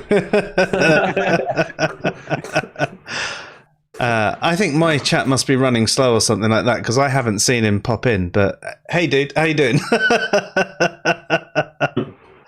But yeah, I would like to do, as you say, a stream on the null hypothesis, and we're going to try and book that in for next Thursday, as long as nothing goes wrong between now and then. I'm also putting an image just up on screen briefly. You guys can't see this right now, but it's people talking about rocks being atheists. And, you know, atheists tend to say that, you know, atheism is based on reason and evidence and skepticism. And someone asked the question, how is a rock not an atheist? So my response to them was, do you see atheism as being a considered rational response to theistic claims? And their response to that was yes. And I said, well, how can a rock consider theistic claims? You know, I mean, there is a serious lack of consistency in what a lot of us atheists say about atheism. You know, what is it?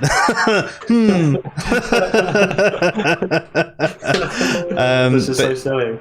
It is. Yeah, I'll get rid of that one now. I just had to share that because it seemed relevant to the conversation.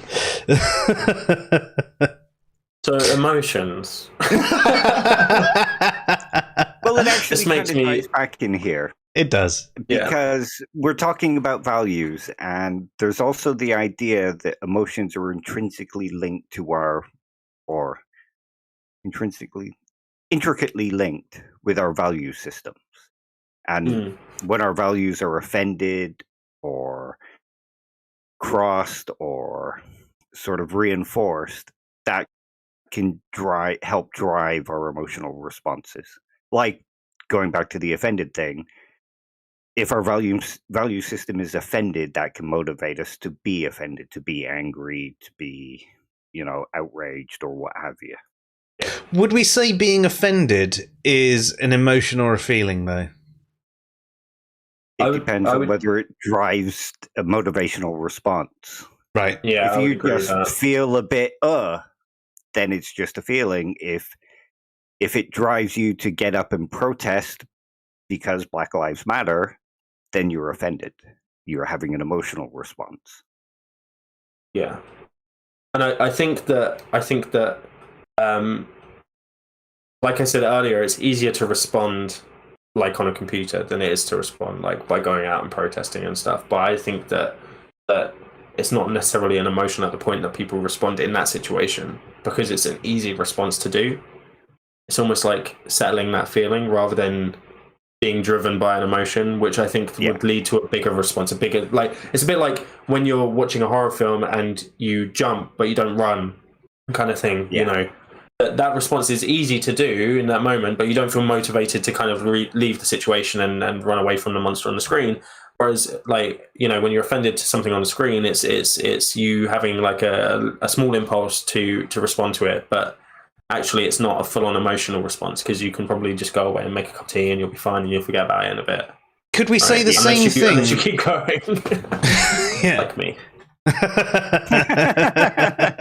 Could we say the same thing about how a lot of us atheists do actually like to say, talk about how Christians should actually act like better Christians, and, you know, do charity drives and help the poor, and you know, they're really offended that Christians don't do more when that should be an intrinsic part of their belief pattern, but don't actually do anything themselves in that regard. They don't donate to charities. They don't go and help out in soup kitchens or other different ways they can help out themselves. They're again, it seems like aesthetic offense rather than. Yeah, I think that's more of a gotcha type thing rather than a actual offense feeling or something like that. I think it's hard sometimes to figure out the difference between those two things. Like, what is somebody who's just trying to catch out a Christian and say, well, you know, you're not doing that, so, and you say you're the epitome of good values and stuff, and this is what it is, rather than someone who is like, you know, that person shouldn't have said that thing, that was awful, and I feel like I need to respond to that or tell people how awful that thing was because it's affected me. Yeah. Sometimes it's hard to differentiate those two things. Sorry. I think so. No, I was just going to say that Chesh says, I think there's a difference between being scared and being startled, which most horror movies take advantage of. But I know you missed this bit, but we were talking about The Descent earlier, and how there is the bit where they're going down the caves, and how that sort of claustrophobic feeling was something that I actually, even though I'm not claustrophobic myself, I imagined myself in that situation, and it was making me have a much more big response than the standard jump style horror. I don't actually like jump horror. I like horror that is more of a psychological nature, because it makes me feel that way. But I would agree, your average horror will make you is that jump horror, and it's crap. And I think when people say they don't like horror because they only know of jump horror, and you know, it's crap. I would go as far as to say as well is that a lot of people like crap horror because it makes you jump, and they get like an emotion, like they get the quick like, oh, that made me jump, haha, adrenaline feeling. Yeah. Whereas like I was really affected by Midsummer. I thought it was a brilliant film. It made me it affected me. It made me feel really uncomfortable and like really tense. And there was people in the cinema when I was watching it who were like laughing at bits, and then when they left they were like, oh, that was such a boring film. And I was like, you just weren't immersed enough. You didn't let yourself go. Like, you didn't allow yourself to be immersed into that. And it's that thing of immersion thing as well. You know, people, I think some people, when they to enjoy a horror film, you have to let yourself go into it, because then you'll get that feeling. Whereas if you go in and you're like, I'm not going to be scared by this because I'm tough, you're not going to get scared by it, because you're going to just be constantly aware that you're watching a movie. That's it.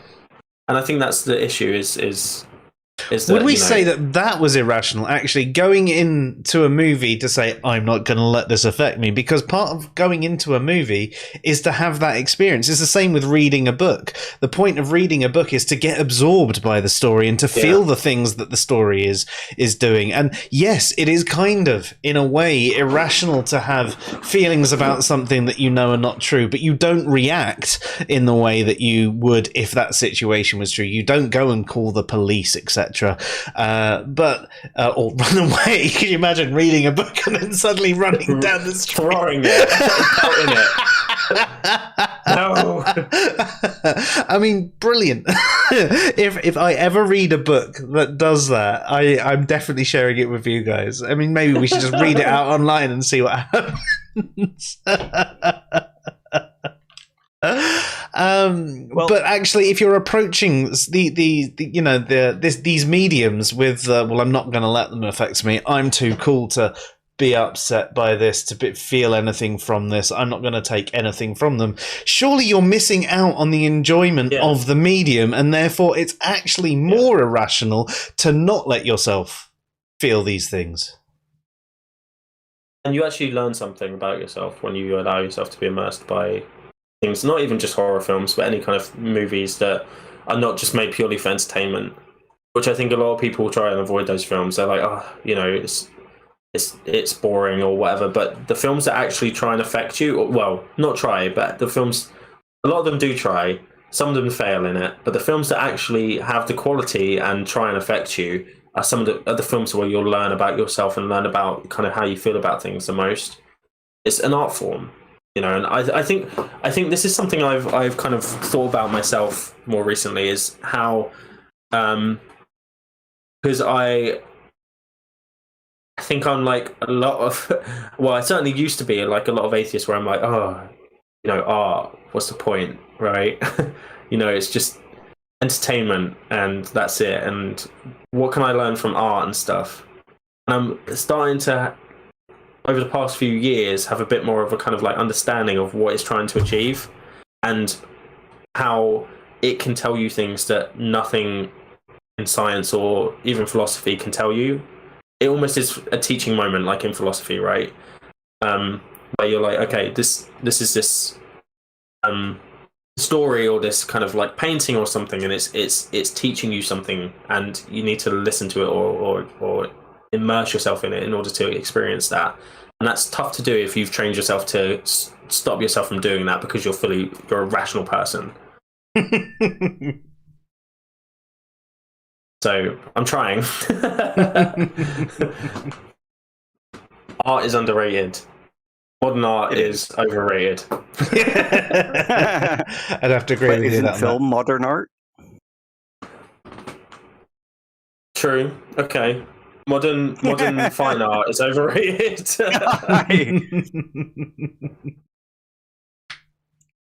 Yeah. What's your take on all that, Dave? Oh, what? I wasn't listening. I'm sorry. No, I agree with Luke. There are films where you're supposed to just go in and switch off and laugh at the jokes or feel sad at the characters on the screen or what have you. But the best films make you think and make you learn a little bit about yourself, learn a little bit about humanity. That's why my favorite, I wasn't a fan of Midsummer, but I don't like the director's style. He's too much into long shots and like holds on moments for just that little bit too long, and it ruins the actual pacing and the enthrallment of the scene. He did it with Hereditary as well. Yeah, I think I like that because it makes me uncomfortable. I'm like, why is this shot going on for so long? But I can understand also how that would break immersion for some people. It doesn't make me uncomfortable. It just makes me think, well, why? You could have done it tighter. You know what I mean?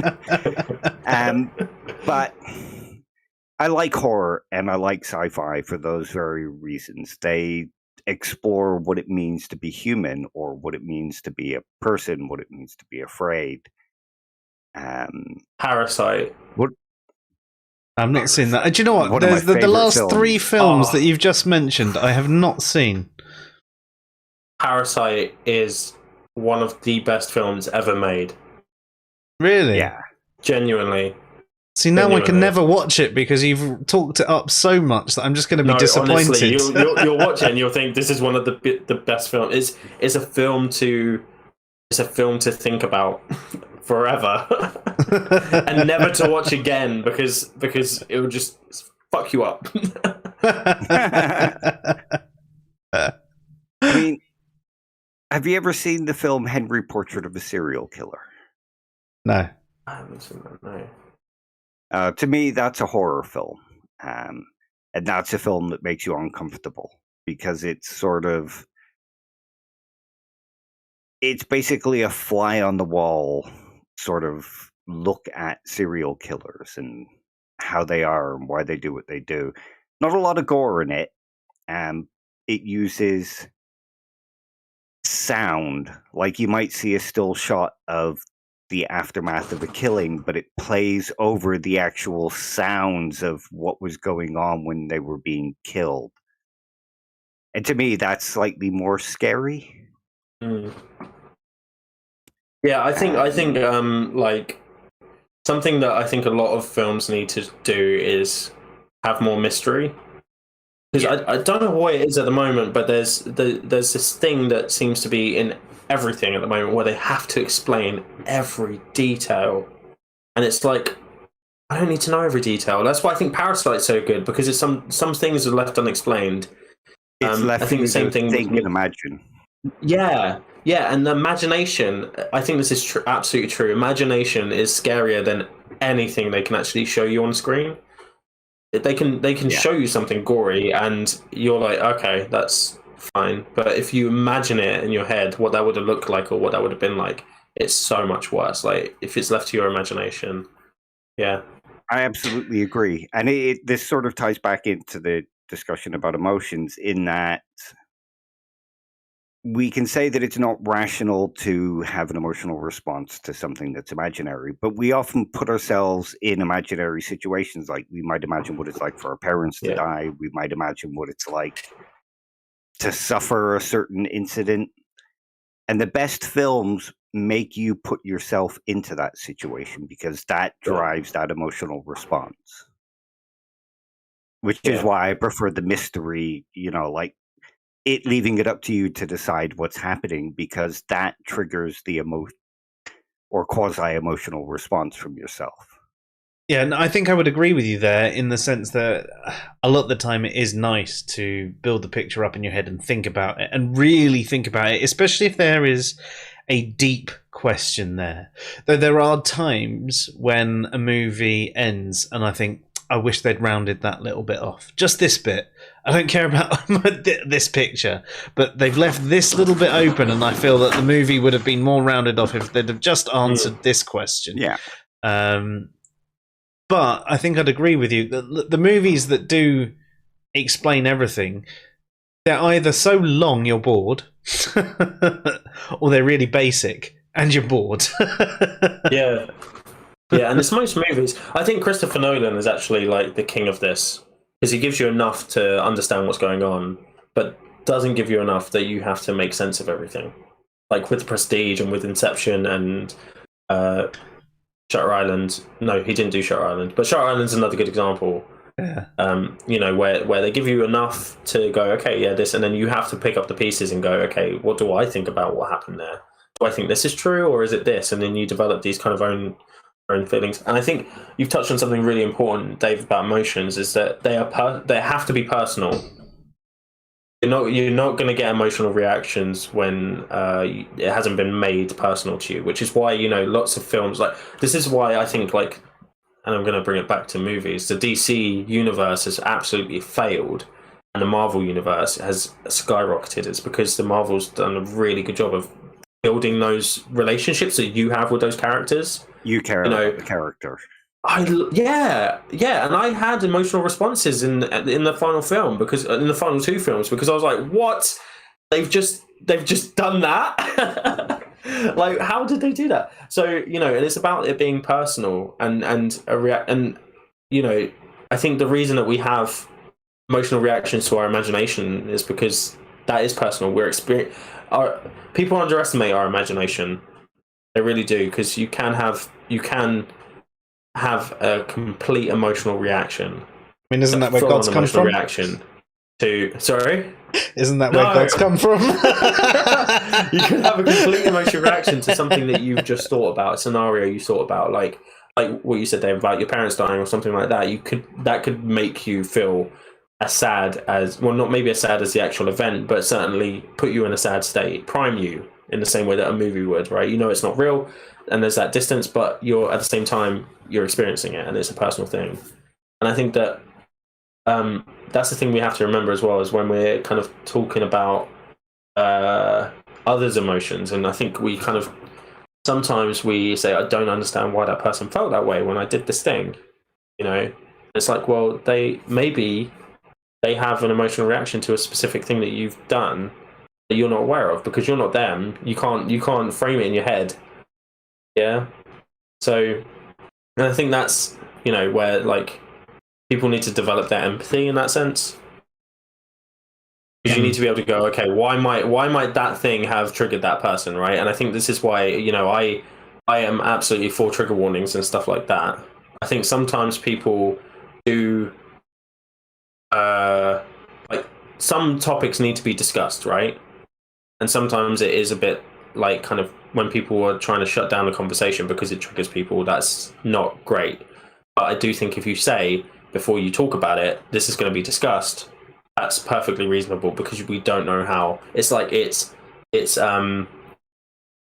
courteous to do that, because you don't want to leave your audience, or like even if you're having a one-on-one discussion, you don't want to just bring something up and then leave them in an emotional state and be like, why are you being emotional about this? We should be able to talk about this. It's like, that's not very fair. Yeah, no, I mean, to be honest, I've been the bad guy in that situation, especially when I was younger. I mean, if I'm being honest, I was just like, why is this offending you? You know, I lacked empathy in a situation.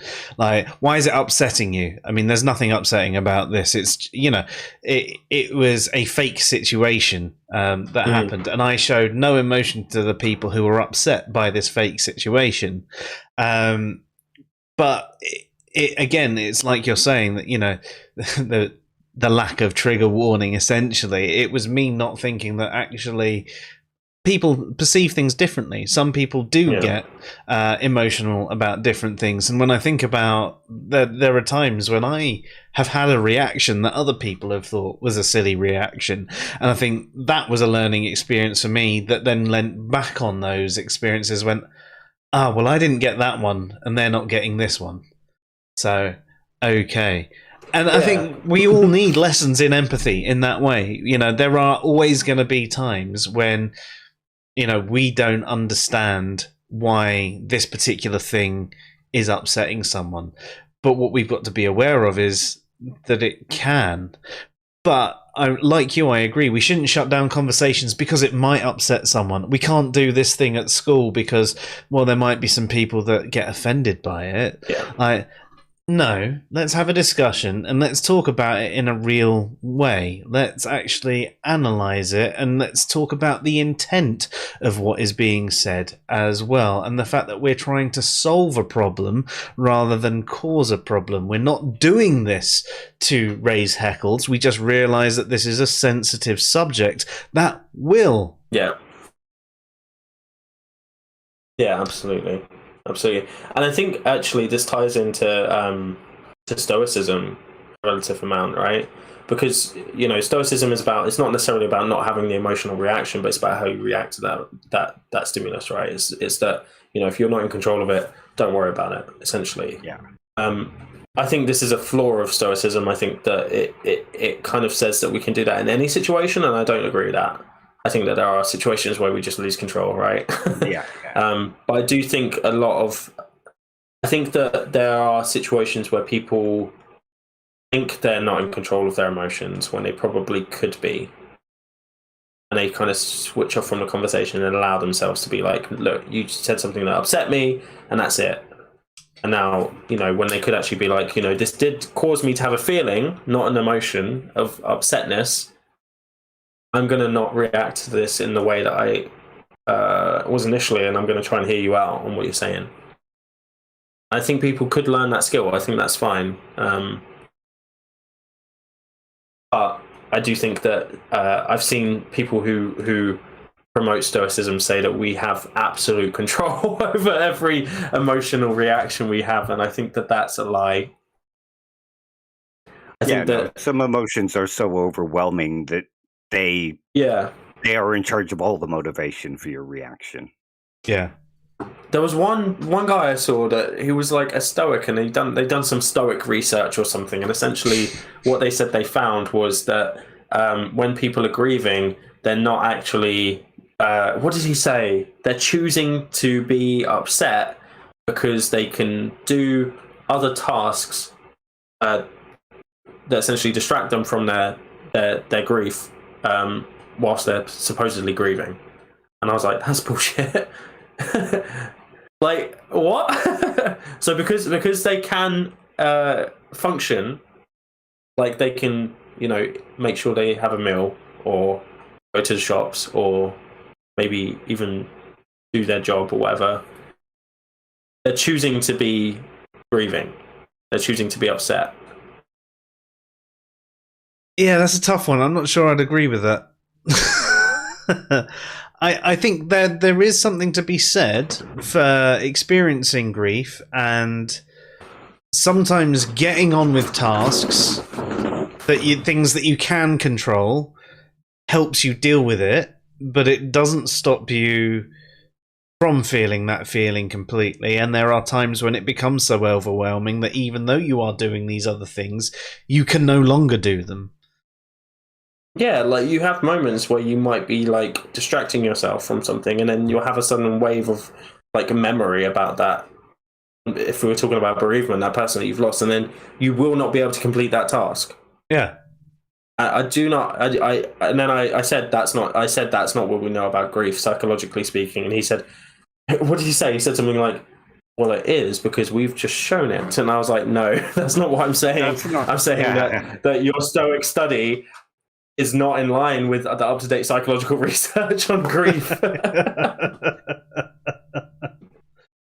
I didn't continue that conversation. I was in a good space with Twitter at that point where I didn't respond to people that I didn't want to talk to. You need to learn to use that mute button. Mute conversation, not even the person, like mute conversation. So helpful. I think all 3 of the conversations you tagged me in recently, I've done that too. To be fair, one of them I was tagging you in your article. So. Yeah, no, and I appreciate it, and thank you for sharing my articles. But the person's responses, I was just like, okay, I've tried. I said to 3 Vikings. 3 Vikings was like about the null hypothesis. Bringing it back to that, obviously, he said, "Oh, poor Joe, we've made him loads of tags," and I just said he's gonna love reading it. I said, he would have hated being a part of it, but he's gonna love reading it. Gonna be like, what? What? Yeah, it did just get to a point where I was like, oh, fuck this. You're going round and round and round in circles. Yeah, but my colloquial definition, I never said it was the scientific definition. Well, you did. You did. You literally said it was the scientific definition, and then when you're showed that you said that it was, you're saying no, but that's my understanding. That's colloquial, man. Like they said that proves me right. No, they went that proves me right, not you. And I was like, what? Does it? How? I think Cheshire's brought up a good point. It's really important to try and understand yourself and why you feel the way you do about things. Most definitely. Oh, that's a good line. I love that line. Oh my god, Icarus. Have you seen it yet, Joe? No, do you want me to? That is the best line in any Marvel thing ever. What is grief but love persevering? Vision to wonder. Perfect. That's good writing. I was like, yes, that hits me really hard. The thing about knowing yourself, this is so I do obviously like kind of I don't do therapy, but I kind of do like training with people to help them understand their emotions and stuff. Because a lot of the people that I kind of support have issues with understanding and regulating their emotions. So, and this is something I think that we should teach kids, basically, is to understand what emotions are, what purpose they serve, because they do serve a purpose, you know. They help us understand the situation we're in and help us to react in an appropriate way. Like if we're scared, we're reacting to a stimulus and we need to get out there, whatever. And to give names to them. And that's one thing I think is really missing. I think a lot of people everywhere just don't understand their emotions and can't name them. If you were to have an emotional reaction and I was to say, what emotion are you feeling right now? Many people just can't do it. I don't mean like Bob. Is that where your brain's gone? No, this is where my brain's gone. What is beef but cow person? I'm sorry. You're a bastard, Icarus. I was really listening intently to what Luke was saying. That's amazing, though. That's amazing. I want that on a t-shirt.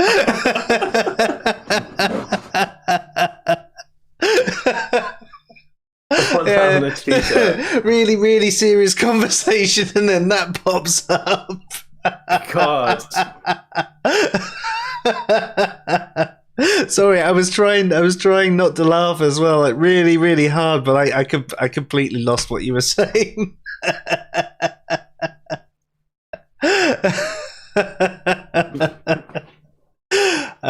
Brilliant.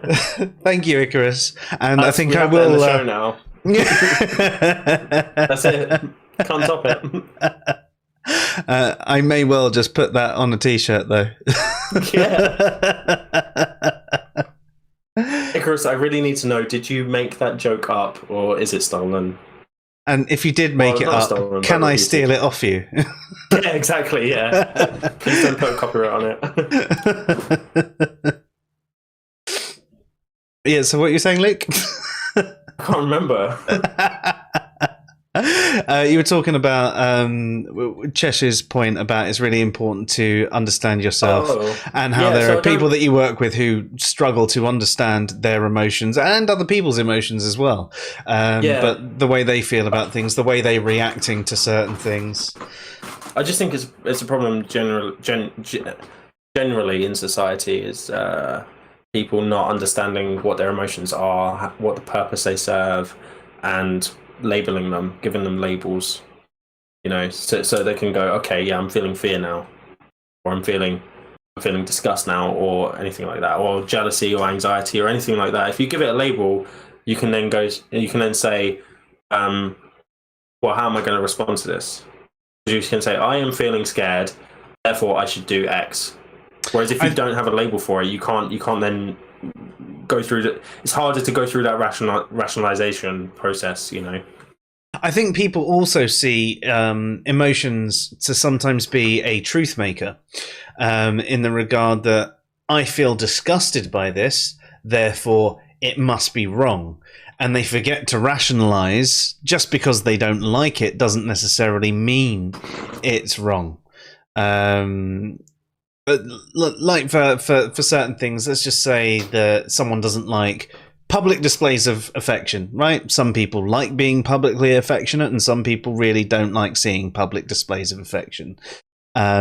So in that regard, someone could turn round and go, well, I don't like it, therefore it's wrong, and it must be wrong because I don't like it. They don't actually think about it and go, well, actually, just because I don't like public displays of affection, they're not really harming anybody. In fact, actually, they're showing something really nice.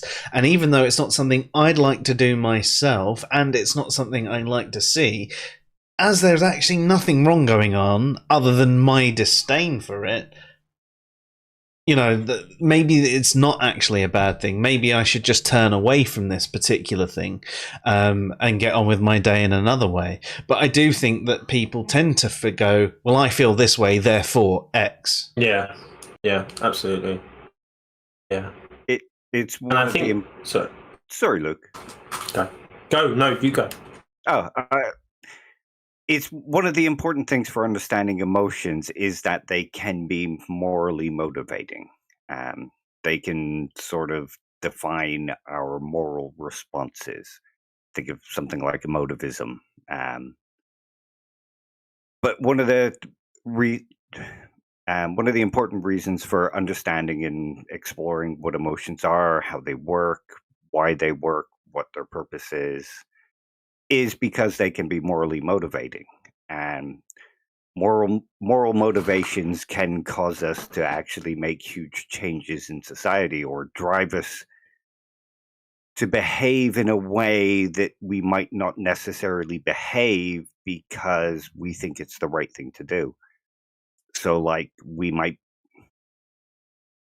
people in a particular society might think that atheism is disgusting and be morally motivated to execute atheists based on a religious text.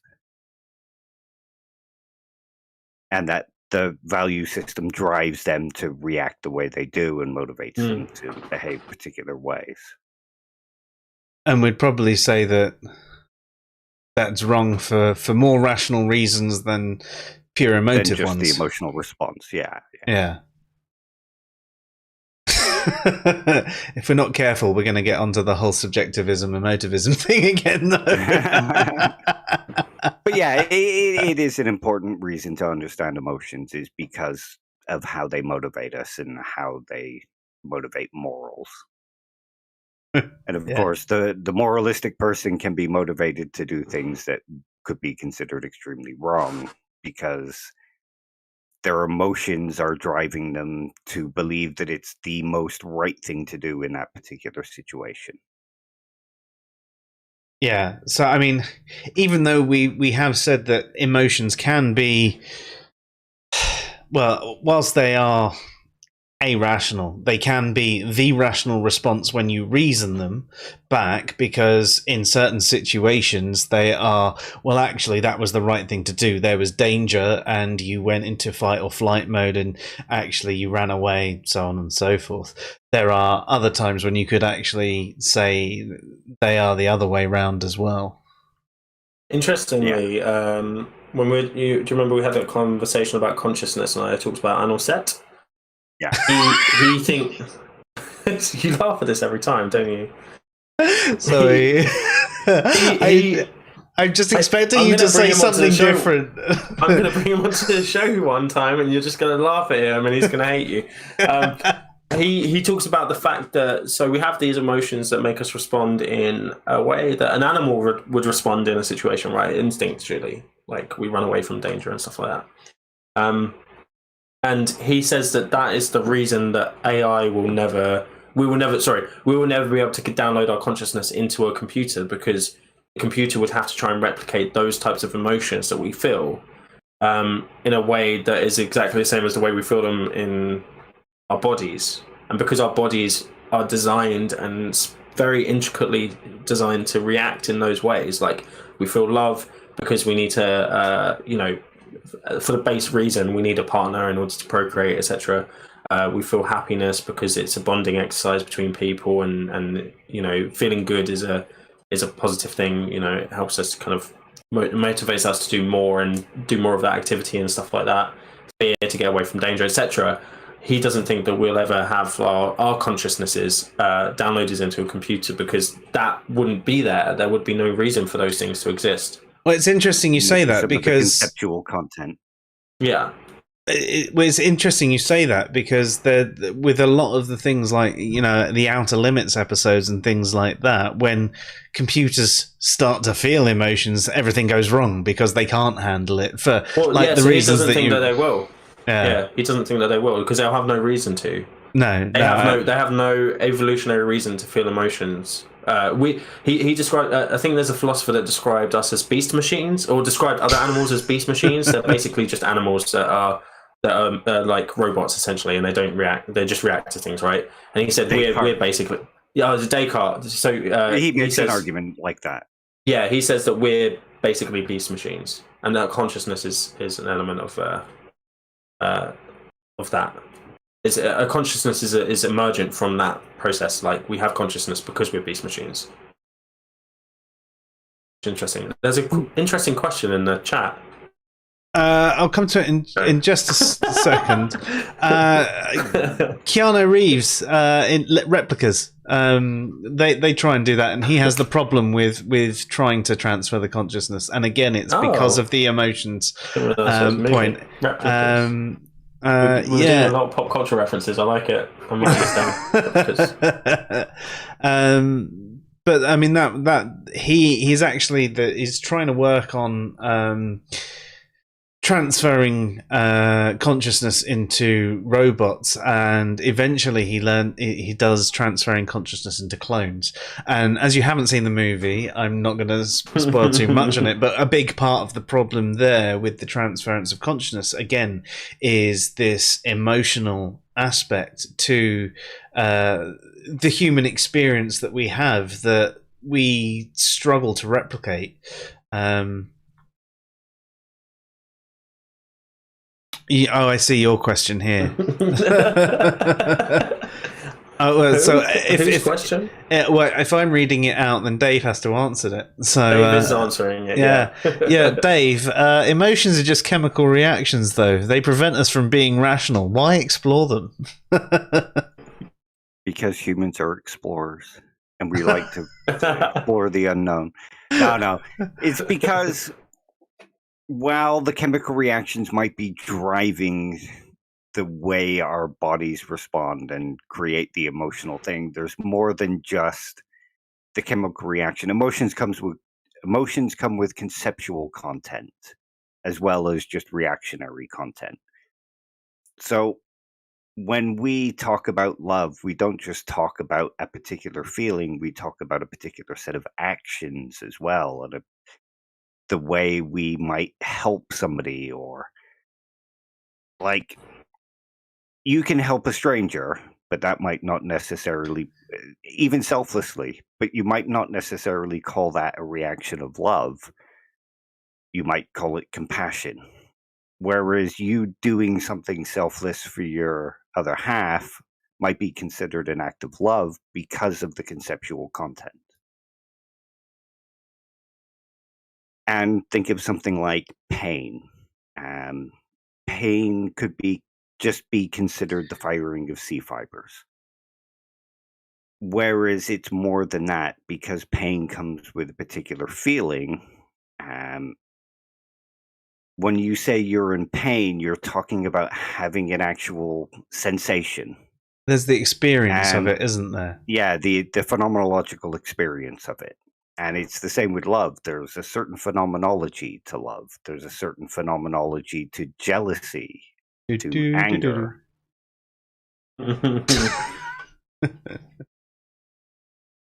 And if you think of something like, imagine if we came across another species who had the same chemical reaction, but instead, same chemical reaction as joy in us, but instead it created anger in that other species. So you wouldn't say that love is just identical to the chemical reaction.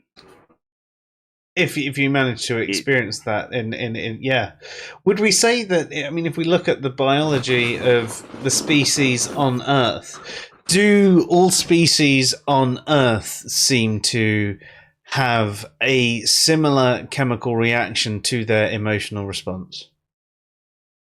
I don't know enough about that to be able to answer that. I would say no. Okay. And I think I say that because I think the central nervous system is very different between many animals. So like you get like a fish, for instance, and they have parts of the brain that we have, but the what we call the most like kind of old school parts, you know, the medulla and the cerebellum and stuff, but they don't have like kind of the cortex or anything like that. So and they might release the chemicals, but they don't necessarily have the same kind of like places in the brain where we experience stuff.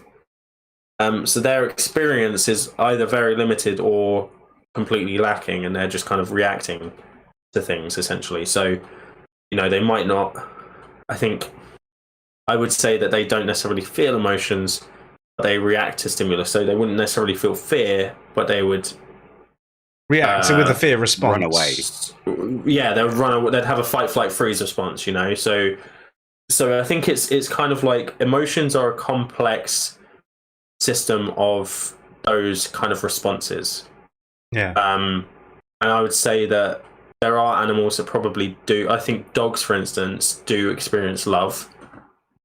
Maybe not in the same way as us, but I think they have that kind of experience. They have that very like loyalty and stuff like that we have and stuff. So, yeah, but I would say that there are lots of animals that kind of maybe more that have less of a nervous system than us that would not necessarily experience it in the same way as us.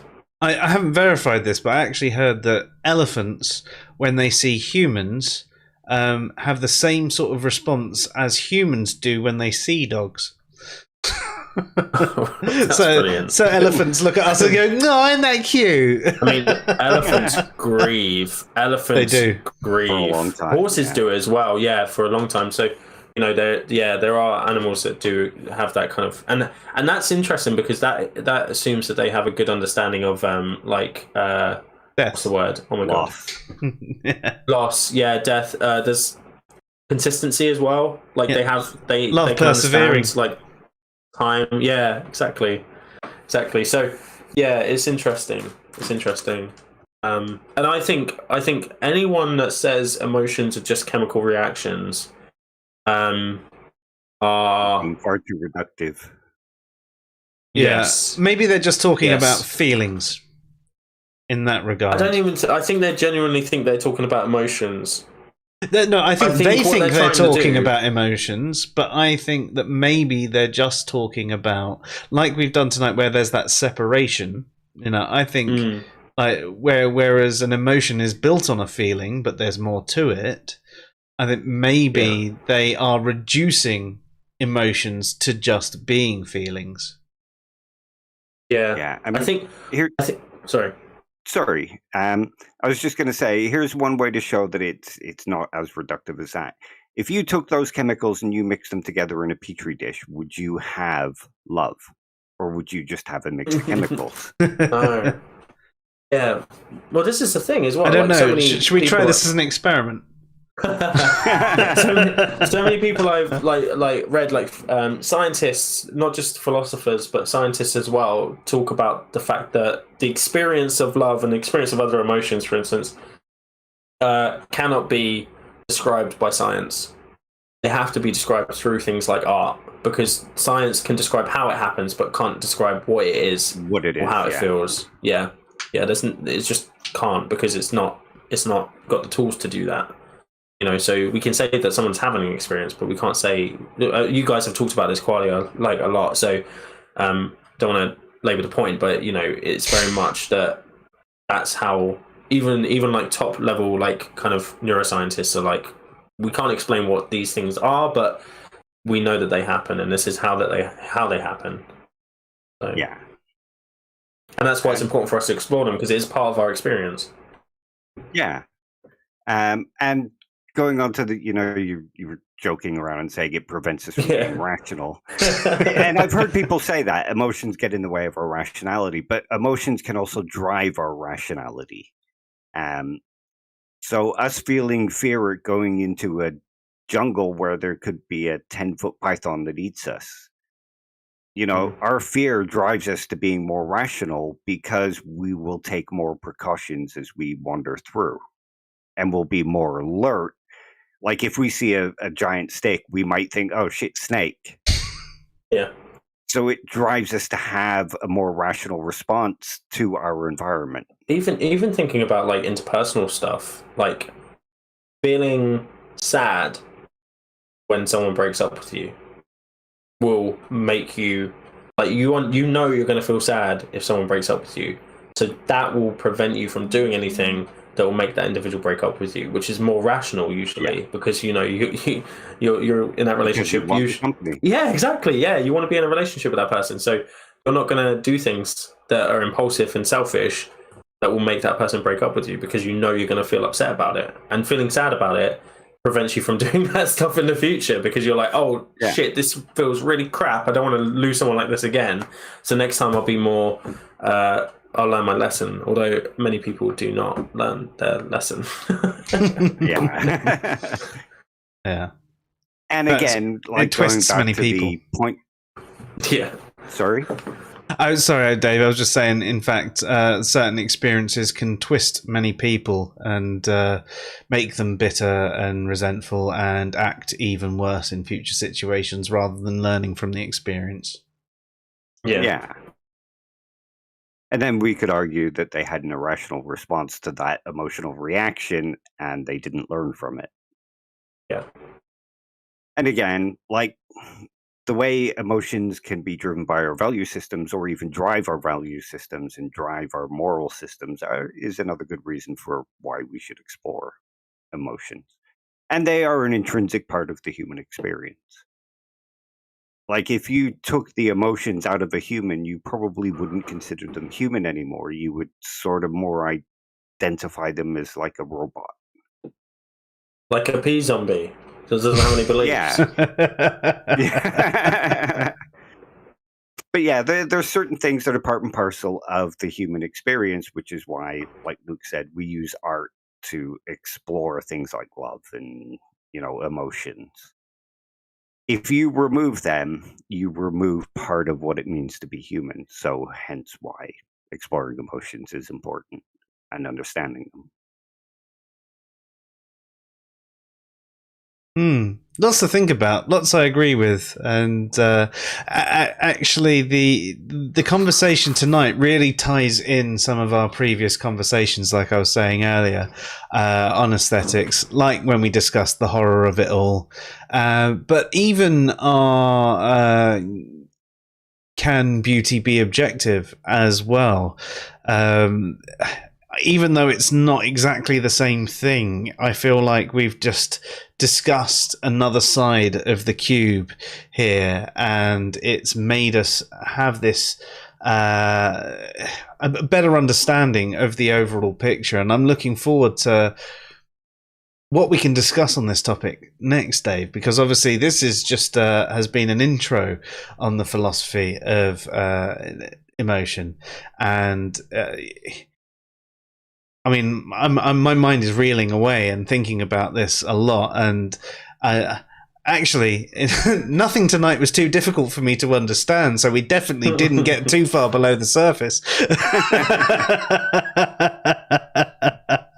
It was more just a way of getting people to think about emotions and their content and what they are and how they affect us and how they're not just chemical reactions. Because that's something I hear far too often, and I just don't like hearing. I mean, I could just bring up the limbic system and go into all the neurotransmitters, and if you want that, Joe, we can do that. Yeah, well, then I'll just bring up Sense8, right? And just go off on a deep one. I love that show. It was really good, wasn't it? Especially the first season. The second season kind of trailed off a little bit, but I still haven't watched the finale because it looked kind of rushed and like it was trying to tie everything together too quickly, and it was also 4 hours fucking long. Yeah, I must admit the second. I mean, the first season was just amazing, and I couldn't wait for the second season to come on. And then I watched 2 episodes of the second season and just went, I don't know if I can watch the end of this. I often get that with certain series. It's like I never watched the last season of Dexter because the season before it just got to the point where it's getting so ridiculous. I only really liked the first season of Dexter. Oh, really? No, I really liked it, but it got progressively more ridiculous. Thanks for that trauma. My God. But the fact that they're bringing out another season makes me think, well, maybe I need to watch that last season. No, you don't need to watch. You don't need to watch the last season of Dexter. Don't do it. It's stupid. It's stupid. The worst ending ever, apparently. I never got that far into it. Have you seen it? No, don't do it. I mean, I can tell you what happens if that will make you not do it. He just floats away on his boat or something. That's not the worst part. He gets into a romantic fucking relationship with his sister. Like, what? What made them think that and then he kills her by accident and then throws her into the ocean and then gets swept up in a storm on a boat and then turns up in a wood as a lumberjack. What is that? It was so bad. Isn't he married to that woman in real life as well? No, he was just dating her or something. Okay. Oh, dating her, but yeah, it was awful. It's just whilst we're saying this, I got very angry then. Yeah, I could see, and I understand why. Because I mean, your response there is why I never actually ended up watching it. Just like to say hello to J Mike as well. Thank you for popping by. We've been discussing the philosophy of emotion tonight, and we've also had not only a philosophical take, we've had a psychological take on it too. Hang on. Luke had an emotional response to Dexter. You had a feeling about Dexter. There's a good example of the distinction between the two. Yeah, there is. I loved that show. That's why I hated it so much when they absolutely ruined it. Season 4 was season 1's the best, but then season 4 was fine, and then it just went downhill. It just got. I must admit, where they killed his wife. That was savage. I was like, oh my god. Yeah, no, I was actually distraught by that. Oh my god, no! Not Rita, no. Yeah. And that was the season finale as well, so that was it. You were like. Yeah. What? I think it was the season finale. I watched, I think it was the first 3 seasons, up to the one with John Lithgow. See, I did like John Lithgow, but didn't John Lithgow kill his wife? That was who killed his wife. That was the end of the season, wasn't it? I think, wasn't it? The very last. And then he killed John Lithgow. Yeah. Yeah. And I thought John Lithgow was really good in that actually as well. Yeah. He's an amazing actor. Surprisingly so. Because I've always seen him as a comedy actor. Yeah.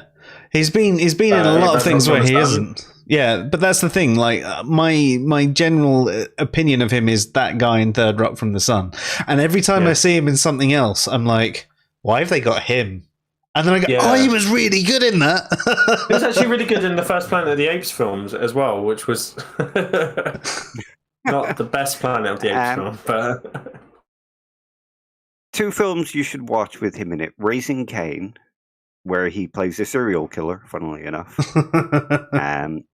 And The World According to Garp, where he plays a transgender athlete. Oh. Amazing. I bet that's really current right now as well. It's from the 80s. Oh, yeah, wow, okay. But I mean, I imagine it's really current again. There's a lot of things that circle back around. Yeah. Because, I mean, there's a lot of drama on those lines. Which way is the transition? Is it male to female, female to male? Male to female. Oh, okay, because he's quite, a big guy, so I can imagine that. Yeah, I can imagine what that story is going to be about. It's got Robin Williams in it.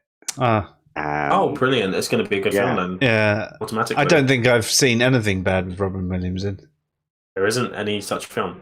Yeah, a film like that does not exist. The final few seasons of Mork and Mindy. That's not a film. He said films. No, but it's him not being particularly good as an actor. Yeah, well, there's sometimes when you've just done so much cocaine that you can't even do anything anymore. Yeah, that was Blubber's peak Robin Williams, though. No, What Dreams May Come. That was a joke. Oh, okay. Final Cut. Have you seen that one? I haven't seen Final Cut. That's a pretty good one. 1 hour photo. No, you mentioned that one before, and I couldn't remember it. But you saying that has made me go, yes, I need to check that one out. But Final Cut is actually a good one, and one that maybe we should discuss in the future. But essentially, there's a recording device implanted behind people's ocular system or tied to their ocular system and going through their brain that basically records everything that they do throughout their life. And there are certain people who do not have this in their brain that are allowed to do the final cut. of their lives, and they basically put together a video, and they've got to cut out all the bad stuff, anything terrible that they've done. So they see all this awful stuff where people might be raping or killing or anything like that, and they've just got to present this nice la-di-da video for people's end of life. But it turns out that he has one in him that he didn't realize he had, and you can connect to it and play things whilst people are still alive, and it goes into the difference between what people remember to actually be the event and what actually happened. And because they played something back that he had seen, his memory of a childhood was this awful event that had affected him his entire life, but it actually turned out to be something quite innocuous. So, you know, it presented some good questions there. Sounds good. I was about, when you said, oh yeah, we should talk about this on the channel, I was like, yeah, you guys should talk about Loki as well. But that sounds like a lot more like deep than Loki. But Loki is really good. And on the free will front. The free will stuff is absolutely incredible. I think it's really good. Really interesting. Yeah. And the multiverse stuff. Yeah, I'm like 3/4 of the way through the 5th episode. Yeah, I haven't watched the 5th episode yet. I intend to be watching that tonight or tomorrow. And there's only one more to go. I know it sucks. I think I've been enjoying that one quite a lot. I must admit, out of all of them though, I liked what WandaVision was trying to do, but I think it's been my least favourite so far. Did you watch Captain America? Not Captain America. The Winter Soldier. Yeah, I really enjoyed that. Really enjoyed that. I loved their little bromance, will they, won't they thing. Yeah. It really worked. Brilliant.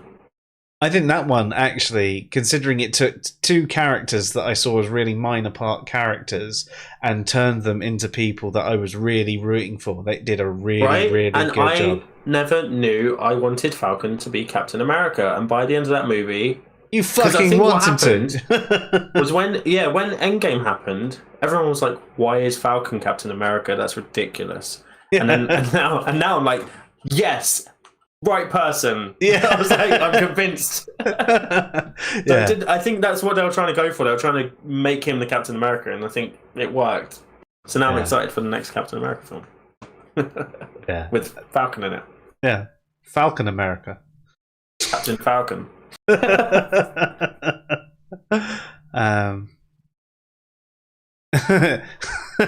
Good question that's just come into the chat. Is it illegal to have sex with yourself? Because obviously masturbation. I can't see that. It's from Icarus. I can't see that. Yeah. I'm not making it up. I've put it up on screen. It's right. So I mean, yeah, it's Loki, isn't it? Yeah. It's not the same as masturbation in that regard. I mean, if there was a copy of you and you had sex with it, would that be illegal? Like incest is illegal? What? No, so it's not illegal, is it? There's no law against it. No. So it's not illegal. But would it happen to have the same morality as incest? Or even worse? Question. It is, which is why I asked it. Oh, you asked it. Yeah.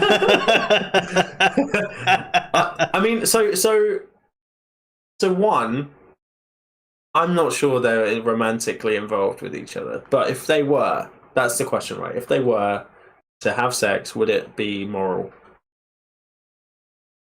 I don't see why not, right? Consenting adults at the end of the day. Yeah, exactly. And plus, they aren't identical. They are. She isn't him, and he isn't her. No, they are two. What if you were? What if it was different, right? What if, say, Luke suddenly got zapped, and there was an exact clone of him standing next to him, and he went, "Well, do you know what? I'm going to have sex with you." So how long ago was that clone made? Right then and there, right now, there's like lightning that hits you, and now there's all of a sudden we're watching you on screen, and there's two of you, and you say, "I need to go, boys. I got stuff to do." I'd say it's the highest levels of narcissism, but maybe not immoral? I don't know, because if we think about it, if we're thinking about two people that are essentially the same, right? And I know this is a little bit different because they would have had different experiences, but that is essentially twins, because twins have the same genetic makeup and they generally have the same lifestyle, right? And that would be immoral. But would it, if they were both adults and they consented to it? Would it be immoral, or would we just find it disgusting?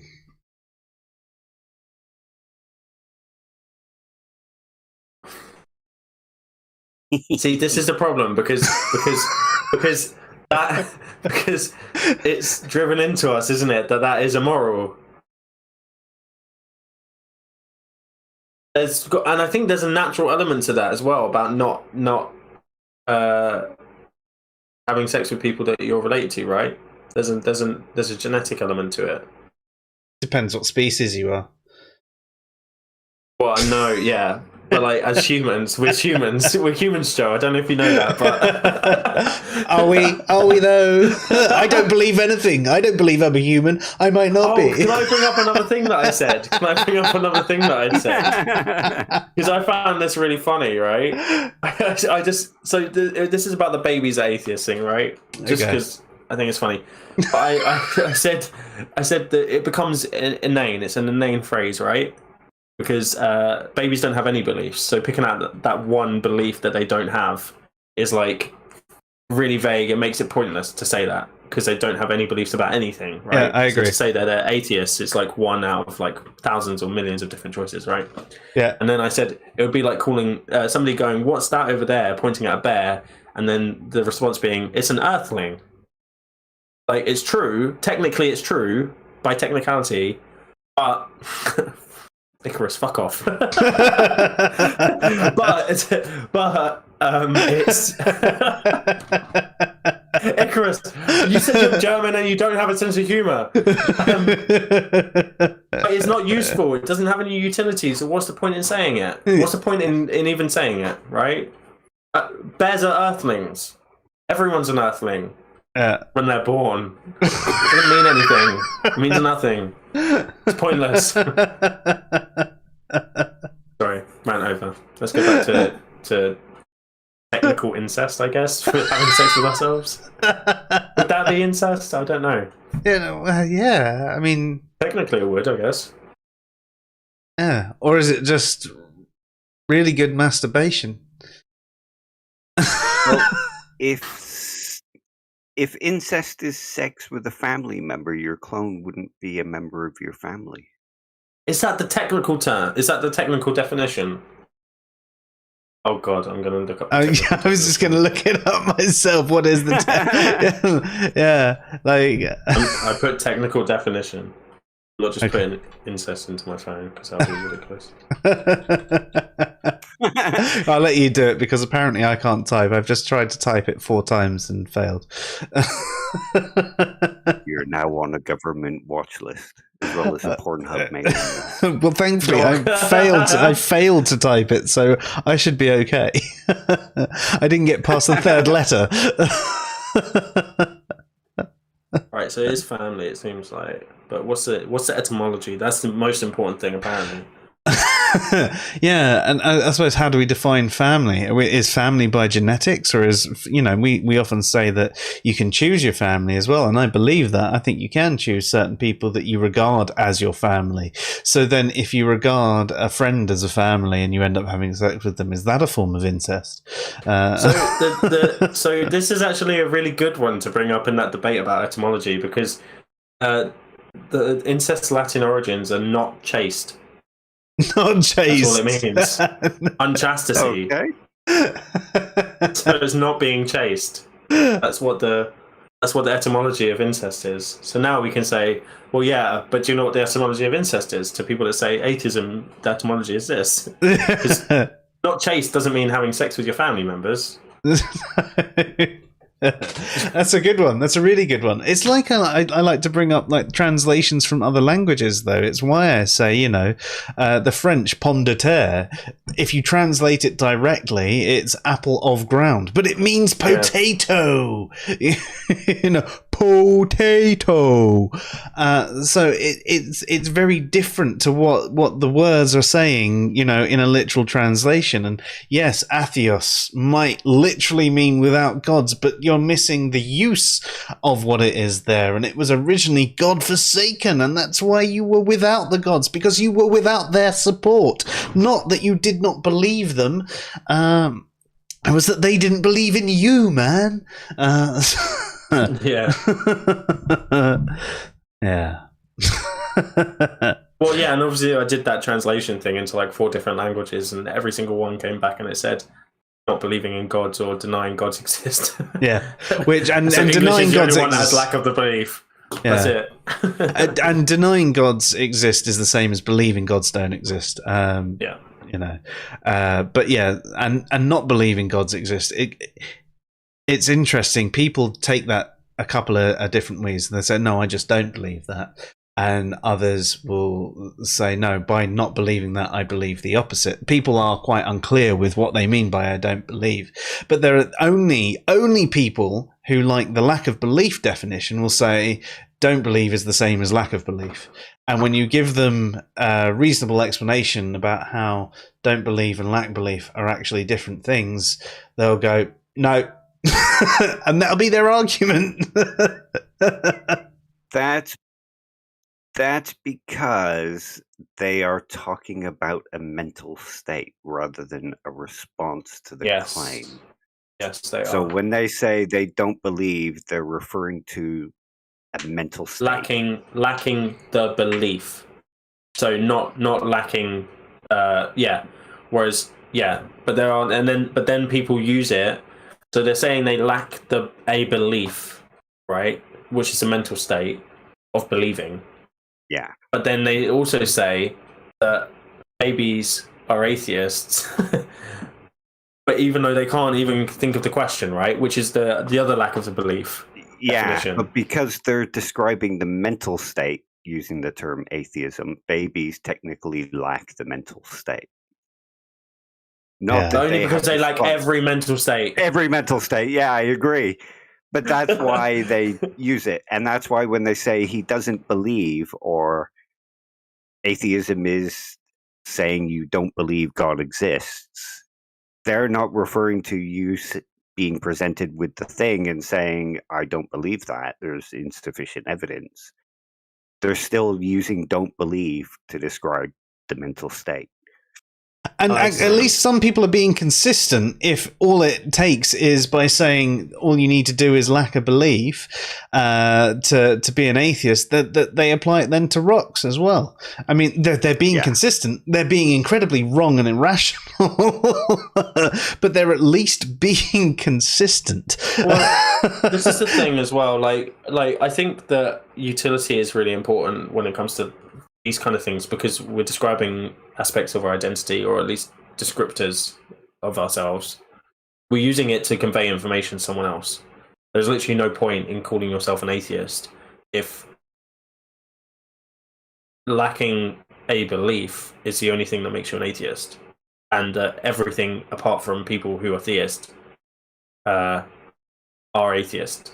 There's literally no utility in that phrase then. It means nothing, because you can't say, oh, I'm an atheist, and then that mean anything. It doesn't describe anything about what you actually do. what and then all these people are saying, oh yeah, I'm an atheist, and they use it in their like Twitter feed and stuff like that. And it means nothing. And you go, well, what does that mean? It's like saying, well, all non-Brits are Americans. Well, I mean, all non-Brits, they're Americans. Right, okay, so everyone else in the world that's not a Brit is an American. So where do they actually come from? If everybody's an American that isn't a Brit, we know the Brits come from Britain. but everyone else is an American. So where do Americans come from? Well, this American comes from France, and this American comes from America, and this American comes from Canada. And okay. So why don't we have a specific term that can actually describe? Perhaps the Canadians come from Canada, and the French come from France. No. If they're non-Brits, they're Americans. And that is what the non-theists equals atheist thing is exactly like. You're not a theist, you're an atheist. But what if they think this? No, atheist. But what if they think that? No, all atheists. It's fucking meaningless. Well, then they're saying it's nuanced, and it's like that's literally the opposite of nuanced. Because nuanced would be it's descriptive. Yeah, it's descriptive. It's describing a certain group of people with certain characteristics. Yeah, when these characteristics are that they are not theist, and everything else is not theist. Like that's the only. So it's like. The nuance isn't gone, and then I think someone was saying, "Well, there's more room for nuance," and it's like that's different to it actually being nuanced. Yeah, like that saying "big cats" is a nuanced phrase. Yeah, it's not. Tiger is a nuanced phrase. Siberian tiger is a more nuanced phrase. That the more nuanced you get, is the more descriptive you are. The more you're breaking that thing down. Yeah, yeah. The more accurate the description, the more nuanced it is. Yeah. That's why I think we should do a stream on definitions. Not definitions of atheism, but just what goes into a good definition. Yeah. Yeah. I'll be up for that. I think we've got a few good ones coming up, actually. I mean, I've got an article going out tomorrow on truth, and in writing the article, my confidence in what I know about truth has gone down. And I had to write an article to try and reaffirm what I've been learning. But yeah, at some point I do want to do a stream on truth. And I know next Thursday we're going to be doing null hypothesis and eyewitness testimony. Definitions definitely sounds like a good one as well, Dave, for us to do in the future. And there's a few other bits that I know we've got cooking in the background. And do you know what? At some point in the future, I'd like to get a little bit deeper into different aspects of emotion. Like tonight has been, I mean, I know we've gone off piste loads, but tonight has been really enjoyable. And there's so many different aspects to emotion that you will naturally go off in all these different areas. And it would be nice to maybe focus on a few of the different areas that we can in a future stream as well. I can put together like a slideshow for one stream. Oh, but no, like I've done with some of the others, I'll start breaking down emotions into more individual content and put like slideshows together and stuff. That sounds good. I'd also actually like to do my Bad Atheist Arguments series. So I've got articles called Bad Atheist Arguments.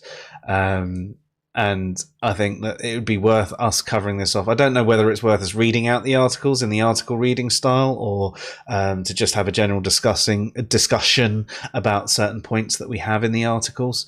But I think there'd be things that we really should focus on and get out there as different ideas, because there's a lot of resistance. I mean, we atheists are far from perfect, and we make a lot of bad arguments.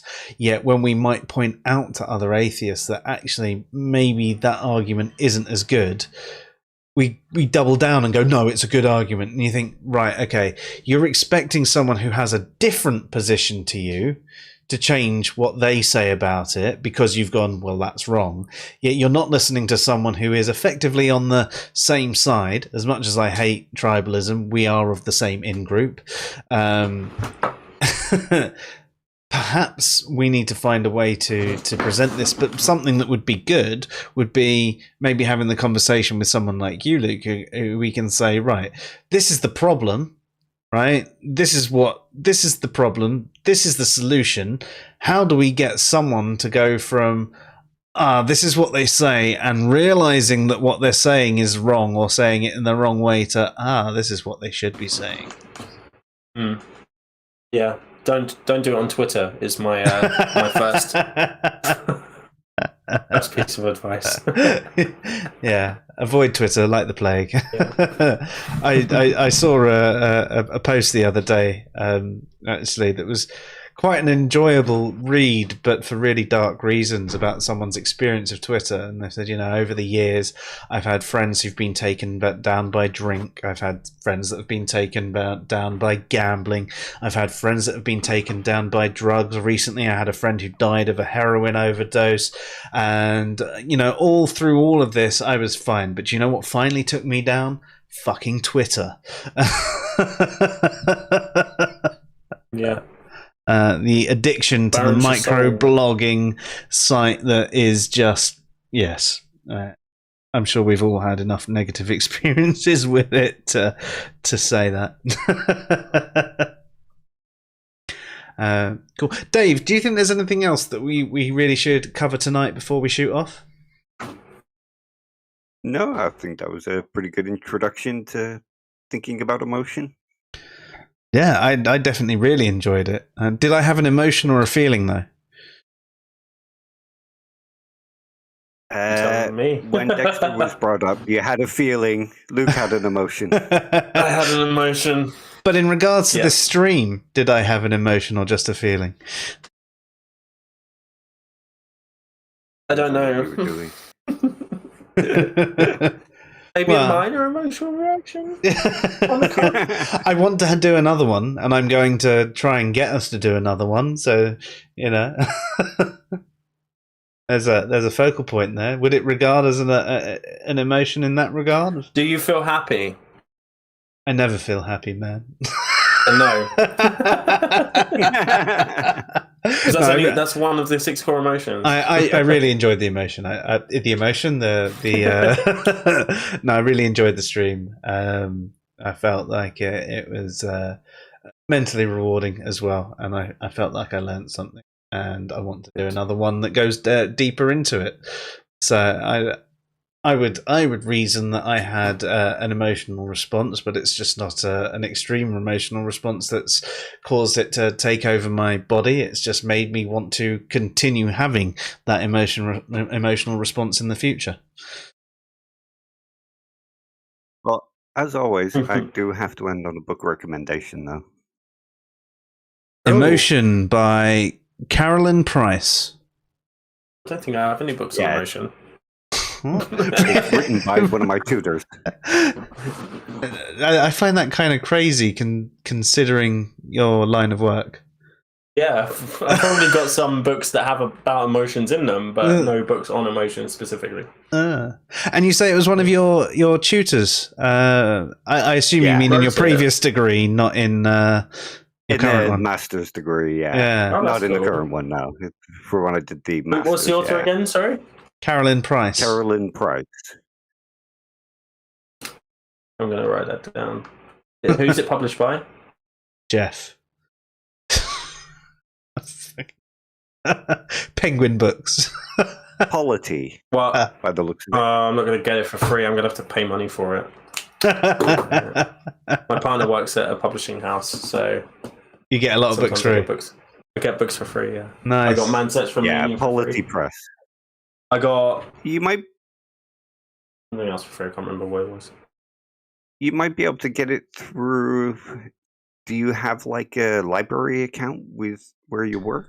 I want one. I really want one. Yeah, I really need to get one because I'm starting to read more and we're running out of bookshelves. So yeah, I need to get one.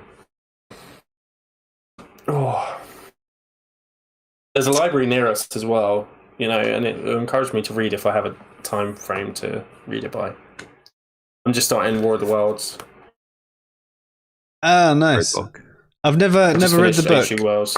I listened to the audio book. Yeah, when I was a kid, and that was really good. That's the one where everyone thought it was actually happening because they didn't tell anyone it was a radio play. They just put it on like it was the actual news, and everyone started freaking out. This is saying Woking. I did not know that. I read the blurb, and it's like, when an alien capsule lands on Horsell Common in Woking. Why? Of all places. The The H.G. Wells version is very different to all the film versions and radio plays and stuff that came after. Well, I mean, there you go. A radio play caused people to have a serious emotional response because they thought it was real. Whereas if they'd known it wasn't real, they'd have just had feelings on the matter or been irrational. Exactly. Yeah, there are some arguments for why that's just an urban legend, though. No, don't tell me that. Well, I want to believe it. A good skeptic. Yeah, you have to be a good skeptic. No, I don't. I can believe what I want to believe for entertainment purposes. Yeah, like babies are atheists. That's not entertainment. It is for some people. It is for me. Yeah, when we consider how you react to the statement, it's very entertaining for us. Fair enough. But I obviously you haven't seen this, but every time we've brought up that and we've been joking about how babies are atheists, I've actually put a disclaimer on screen saying babies, no, they're not atheists the entire night. Babies are not atheists. Don't believe Joe. He's delusional now. He's tired. He's a bit drunk. Only a little bit. He's not speaking sense. I don't think I ever speak sense. Awesome. Right. Well, I think I speak pence. I think that we've covered a lot actually in the time that we've done, and as I said, I know we've gone off piste quite a lot, but I think that it was also all relevant to the conversation as well. It all tied back in. So I mean, if there's no more questions on tonight's stream, and neither of you guys have anything else you'd like to add before we go, then I'll just say make sure you follow Luke or Bearded Heretic on Twitter. That's at Bearded Heretic _ and follow Dave at Trolley Dave 1971. And if you just want to follow us in general, that's at Answers in Reason. And just in case you're not aware, our stream times are Tuesdays and Thursdays at 8:30 p.m. GMT. That's 3:30 p.m. Eastern. I know sometimes it gets a bit confusing around clock changes because our clocks don't change the same time that America's does, but that aside, yes. And I'll just say it one more time, babies, no, they are not atheists. And you know what, rocks? No, they're not atheists either. But thank you everybody who has tuned in tonight and has joined us in the chat, as well as everybody who is checking this on the rerun or listening to the podcast. You've been listening to the Fresh Air Sci-Fi show. I'm Joe. I'm Dave. I'm Luke. Have a good night, everyone. Good night, all. Bye.